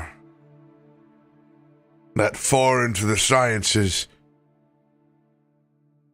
to believe and break bread with a divination invested sun worshipper like myself. But ale has a way of bonding individuals, and certainly does with the Dunvoken, does it not? I must confess that, in our fairly limited time together,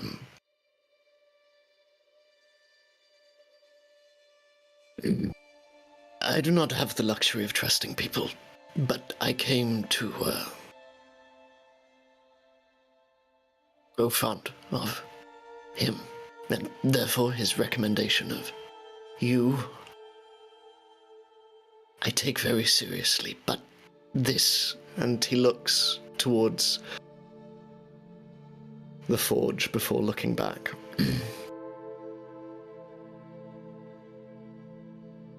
You know. I do not. Go ahead.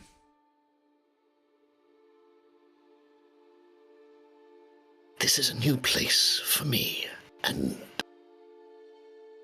I do not know who I can trust. And in truth, Farouk, I see your magic, and I see your divination, and I see your allies lying unconscious on the table. I see his magic too, but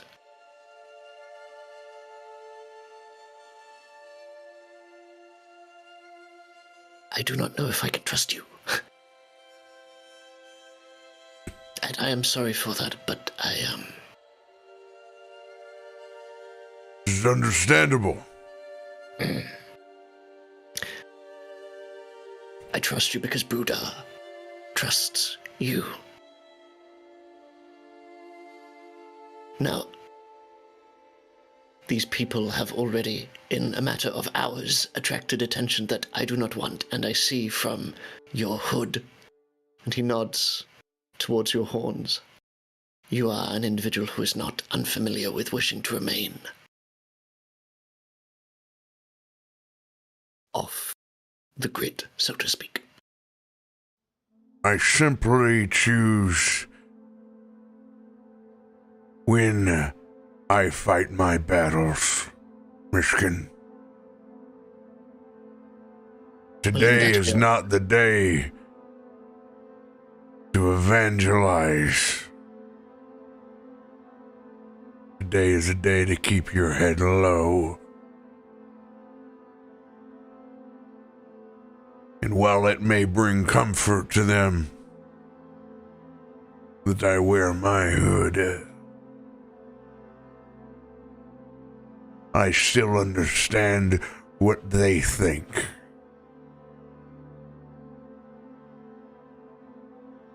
It's an important distinction. Most of these people mean well, Myshkin, but they have priorities like any city. I'm sure we will have many conversations to come with what opportunity you seek in Stormforge. But no doubt you have had these conversations with Brudor about what they think of wizards like yourself. And I have seen it with my eyes today. Technology. Mechanisms I do not fully understand, and even our host.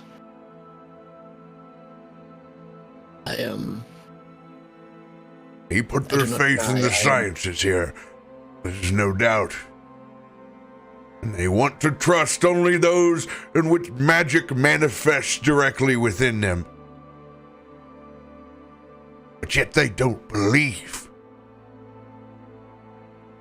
When these miracles will manifest because of divination behind them?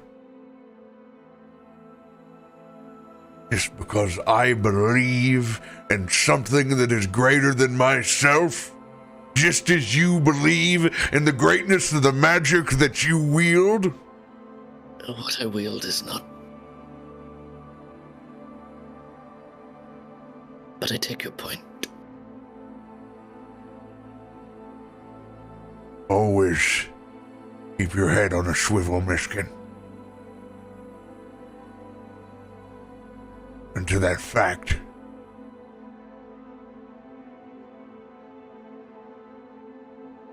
that charcoal drawing,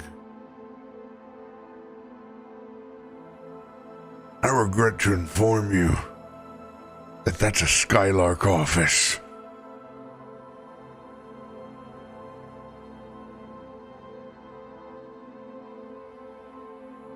I've seen it before. It's not Brudor's office.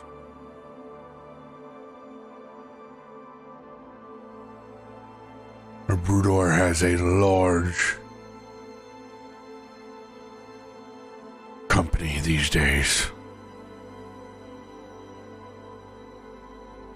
And I believe our friend may be compromised. I'm telling you this with confidence, since you have given me yours. And I thank you. Do you know where he is?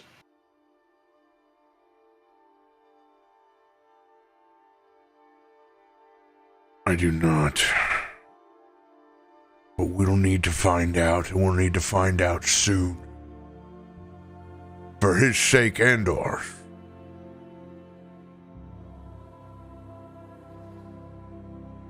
Farouk, I cannot tell you all of the reasons that I am here, and I am sorry for that. You seem open. You seem open and you seem honest. But do want to thank you for putting up with my standoffishness and your information as well. I thank you. You are not the first new person to walk into my city, Myshkin.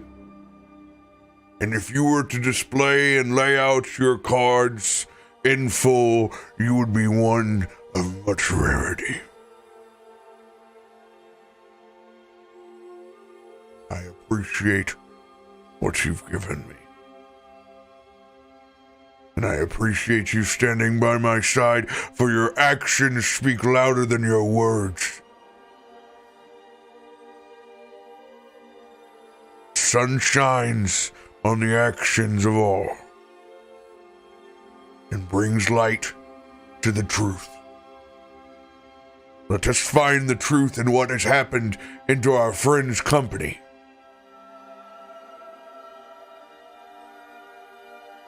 I believe we both owe Brudar that.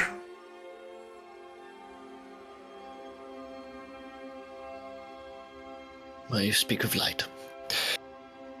For now, let us step into it and see where it leads. Indeed.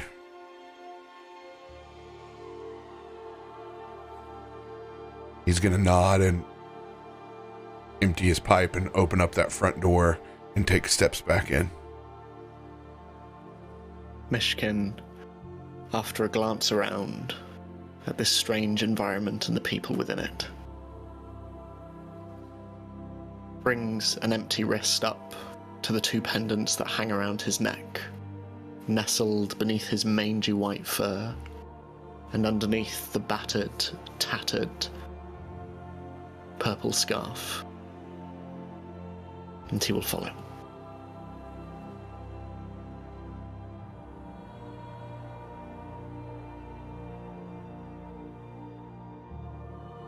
The ale is fantastic. Thank you. It's my pleasure. It's the best we have. I'm sorry we couldn't get better, but trying to get my wife off the ale. She's been drinking a bit too much. She's been great for waking up in the next day for work. Is everyone okay? Does anyone need anything else? I can get Kallisto to get anything else from the kitchen. And Callisto's like face, like mouth stuffed with food, and he just looks up like, me? Yeah, I can get anything else we need. You are an excellent host.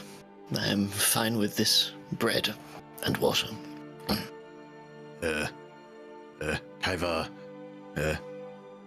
favorite is kite and feed, yes, but Kaiva will eat any food, yes. Hey, do you say kite and feed? I don't think we have any of that. I suppose the closest I have is the roasted chestnuts that I was going to get Chrissy, though Chrissy seems indisposed. Does he need a bed? We can bring him upstairs to get some rest. Kaiva not take food from Chrissy, yes. Kaiva will other food, yes. Yes, there's some sausages, I've got some bread. This seems like your friend Myshkin here is going to be eating that for the most part. I can definitely get some more. We've got... And does input a bunch of different foods. I think they're a big eating family. So they have a wide spread of... I think even culture-wise, the food is pretty widespread as well. Majority definitely like classic dwarven food, but you've got some elven, and honestly, like probably I think Ifriti food as well, like the spicy foods from Ifriti culture. That sausage was on point. Had just the right amount of paprika and red pepper. Kaiva's gonna try some of the spicy sausage, you know? Like he's gonna give that a go. However, I'm gonna roll a fortitude save. Yeah. When you go to snap into the Slim Jim, you guys hear over loudspeakers. Attention, citizens of Stormforge. An immediate curfew will be going in place in 30 minutes. Immediate curfew in 30 minutes.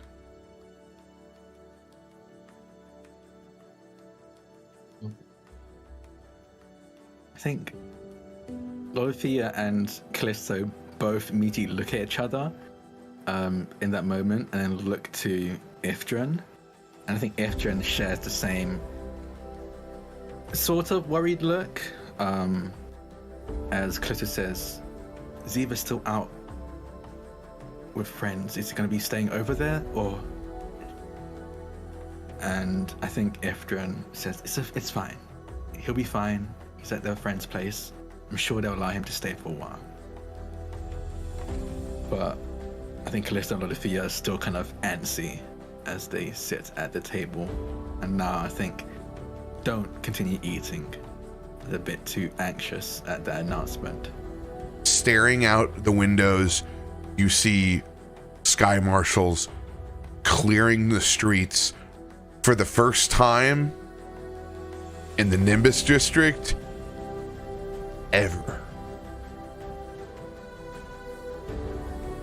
And that is where we will pick up next week.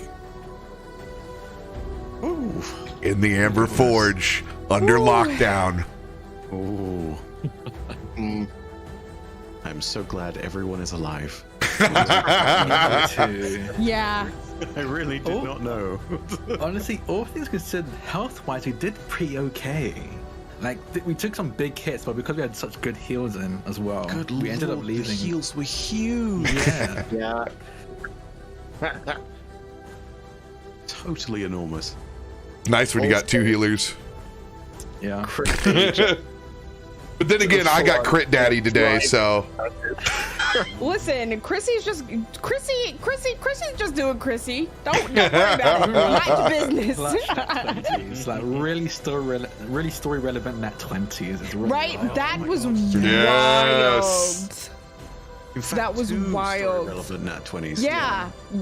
So good. So Oh my god. I flipped a coin over here, Ed. And I flipped to see whether I was going to ask you to bolt with me. To what, sorry? I was going to ask when we stepped outside if you wanted to run. Ooh. I flipped a coin on it. And instead, Farouk's going to play it cool. That's very interesting.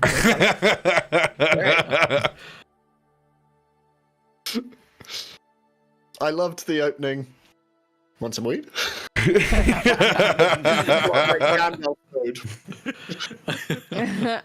Do we know that it's do we know that it's good old fashioned pipe weed or is it tobacco? Like are we where are we drawing that line? Because Kaivar would very much like to know. I think Kaivar is down for trying everything. It is very, very strong tobacco. Oh, excellent. Fortitude save. Yes, no. Before we do that, for the spicy sausage. Yes, please. I Yeah. want to know how Kaivar handles spice, so I'm gonna roll. Yeah, that we bad need to boy. know. We need to know the Slim Jim check. The answer is about as well as a pasty white guy like me, my man. I will say Lily is probably like patiently waiting for like a slice of something to come his way. Oh And just, my like, god! Snapping. I was Snagging it. God. I wasn't even thinking. I should have been funneling food over underneath the table for the last half hour. That's okay. Ifrit would have full on just gotten a plate and set a plate down for Lily. Like, they're like, anyone who's not my family is a guest here, and I'm going to treat them as such, including your pet dog. You did so good. You had to play like 5 characters tonight. You were awesome. You were Yeah. awesome, Drak. Thank you. Seriously. Thank you. I had like Ifrit, how Ifrit as a person was planned out. Like I had a whole doc and everything written out. So I knew that like off the top of my head. But playing Loluphia, I was like, because I had the pressure of not letting Sam down. You weren't gonna. At least if Jenna can be like, if I say something that's wrong, can be like, no one knows it's wrong, so it's canon now. Can I just say, I've never met anyone's mum in D&D before, but this is the most wholesome introduction to one's mum I think I've ever seen. Like, this is It's so fantastic. good. I'm scared. Most Why of are you scared? most of my parents in D&D have been pretty awful statistically. Usually it's only the grandparents that are worth a shit in my campaigns. So it's good to have a set of wholesome fucking parental units. I purposely was like, I don't want to have like my parents died in a tragic fire, or like my parents abused me as a child. I was like, no, they're just really good parents. Just wholesome. Yeah. If it's okay, I am gonna get going a little bit sooner than I would usually because I have a tiny dog here that needs to go out, so I will be right. I will. Bye, No, tiny dog. Turbo Snugs. Turbo dog needs to go, but yeah, I will catch you all very Oh, soon. we're gonna wrap it Amazing all up. It was awesome. Yeah. I'm so ready for I'm so curfew. excited. We got a sleepover built in. Yeah. Built-in sleepover. You can't go anywhere, Michigan. We're stuck in here. You're gonna have to play Smash Brothers and Mario Kart with us, whether you want to leave or not. I love it. You guys are awesome. We'll see everybody next week. Catch you guys next Tuesday or Wednesday. Bye. Bye. Bye. Bye.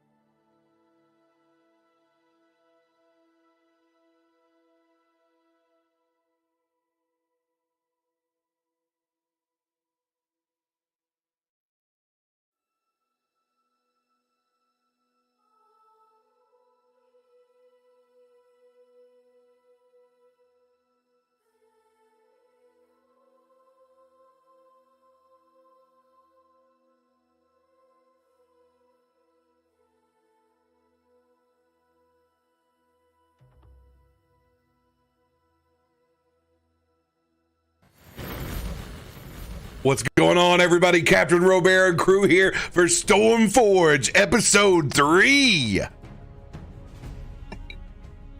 Something stupefied. I'm sorry. I'm gonna stop going on about stupefied. It's too No, please don't. It is precious. How many levels can one Insectoid get of stupefied in one session of combat? Will we set a record? God, I hope not. I feel like yes, but if you will let it go beyond Stupefied 5, we can like if you go far enough, I will have a +0 to things, and that would be funny as hell. You'll legitimately just see like the tiny ball curl up even further. It's gonna be great. Aw, sweet baby. If it makes everyone else feel better, in the middle of the night after I got done with God, it was the Spelljammer session. I went in and I was tweaking things to different games, and I looked at Bife's character and I said, something is so wrong here. Something is wrong on his. I don't think it's adding his class in. I completely remade a Bard, thinking it just didn't add Bard up, and then I realized just how bad that the last session had gone. You got your revenge. That was an hour and a half of my life I'll never get back, trying to figure out why none of your class is applying. Damn, this He just really sucks. I don't know what's going on. I know he wasn't building for meta, but man, this is rough. I know you can't win or lose at D&D, but I think Bife Take it away. might have cracked it. It's amazing. We love you, and obviously everyone can tell lovely Sam is on the road supporting the kids headed to St. Jude Summit. So we love her, we worship her, and we can only hang out through her character art at the moment. She's hanging out in chat. Love you. Hello, Sam. Hello, Sam. We have folks with major announcements this week, so we're just gonna start off up at the top. We're gonna go left to right on down. So you take it away, Drak. Yeah. Yesterday it was announced that me and Raven and a couple other people that you might know in the TTRP space are going to be over on Demiplane in a new campaign, a 5-episode campaign called Enemy of My Enemy, which is going to be a Vampire the Masquerade, Hunter the Reckoning crossover, where vampires and hunters are reluctantly forced to work together to beat a mutual threat.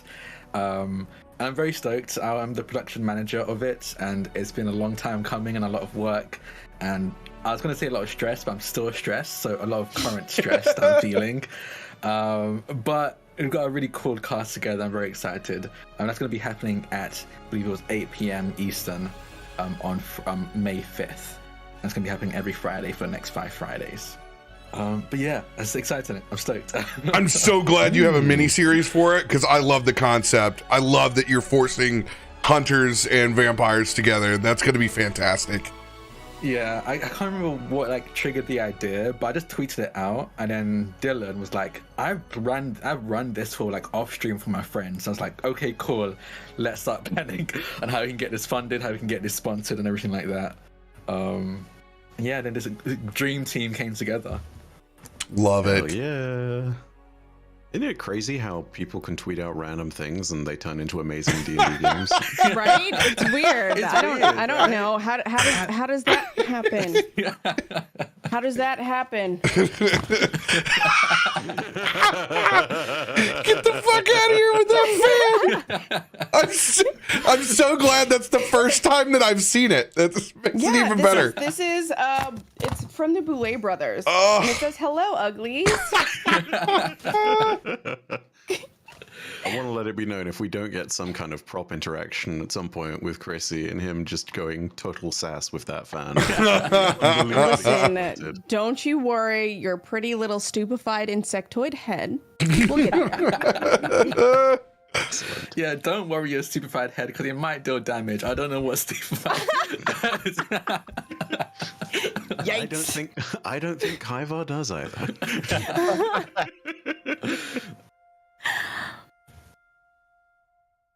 Oh, is it?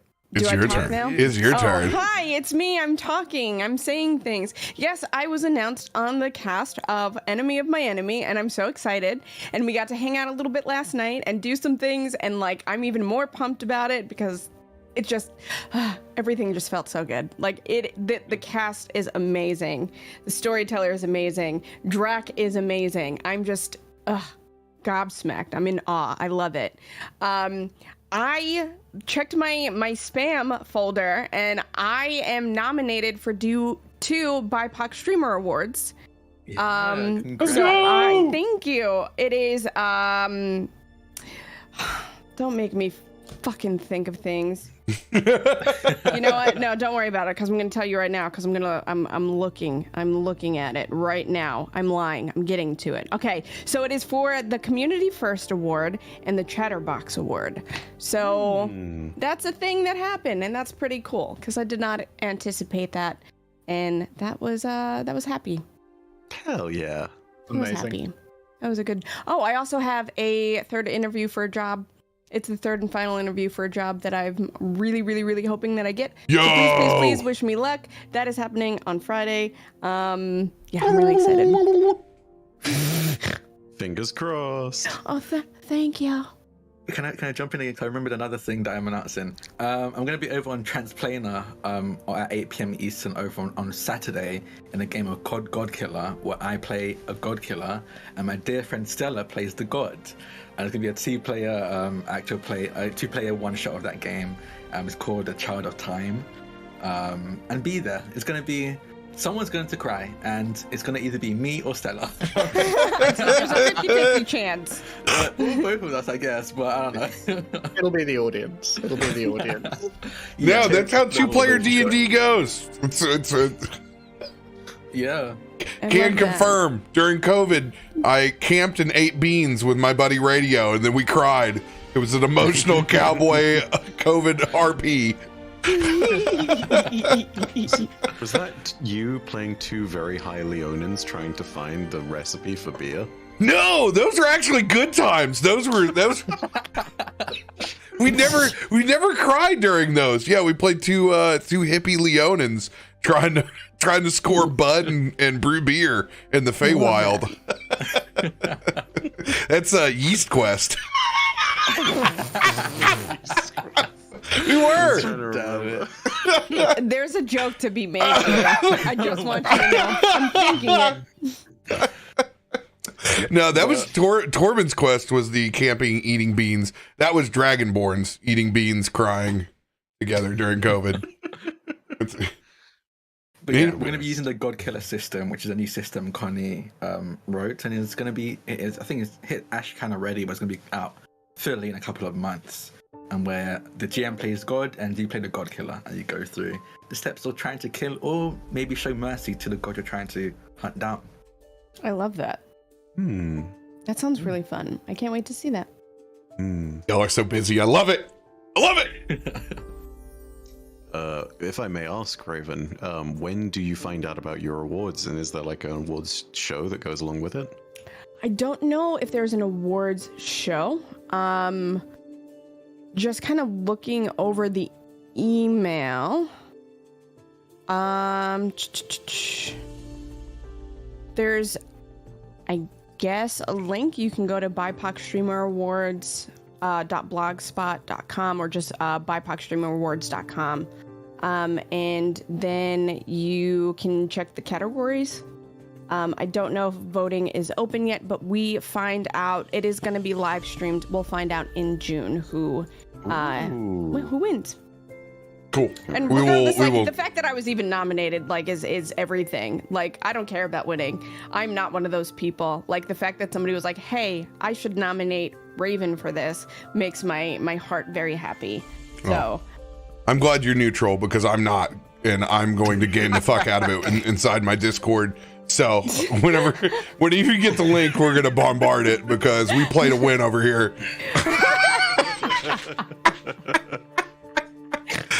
I've influenced many of Voodoo Ranger polls. Well, thank you for the camaraderie in this possible victory. Love it. I love it. Anybody else with big announcements they want to let the community know about? Yeah. Not this week, but potentially next week. All I will say is keep your Tuesdays in May open. Yeah, that's all I can say for now. Ominous. Yeah. Nani? A little slow narrative drip feed that pays off later. Yeah. Anybody else with big announcements? Look at you guys flexing your notebooks. I saw that that subtle notebook flex. Look at it. God, so pretty. They're gorgeous. So good, Live. You look so good. Total thank you for sending me. This is my corporate shill payment. Ooh, okay. That's my nice notebook. My jacket. I got a jacket for Kallisto. It arrived a while ago, but I just couldn't be bothered to go to the office to get it from the box. But I got it yesterday. I was like, cool. I put it on and then immediately tensed my shoulders and it ripped right down the back. No! Can I say though, like 100% Kallisto energy though? Yeah, it's big, big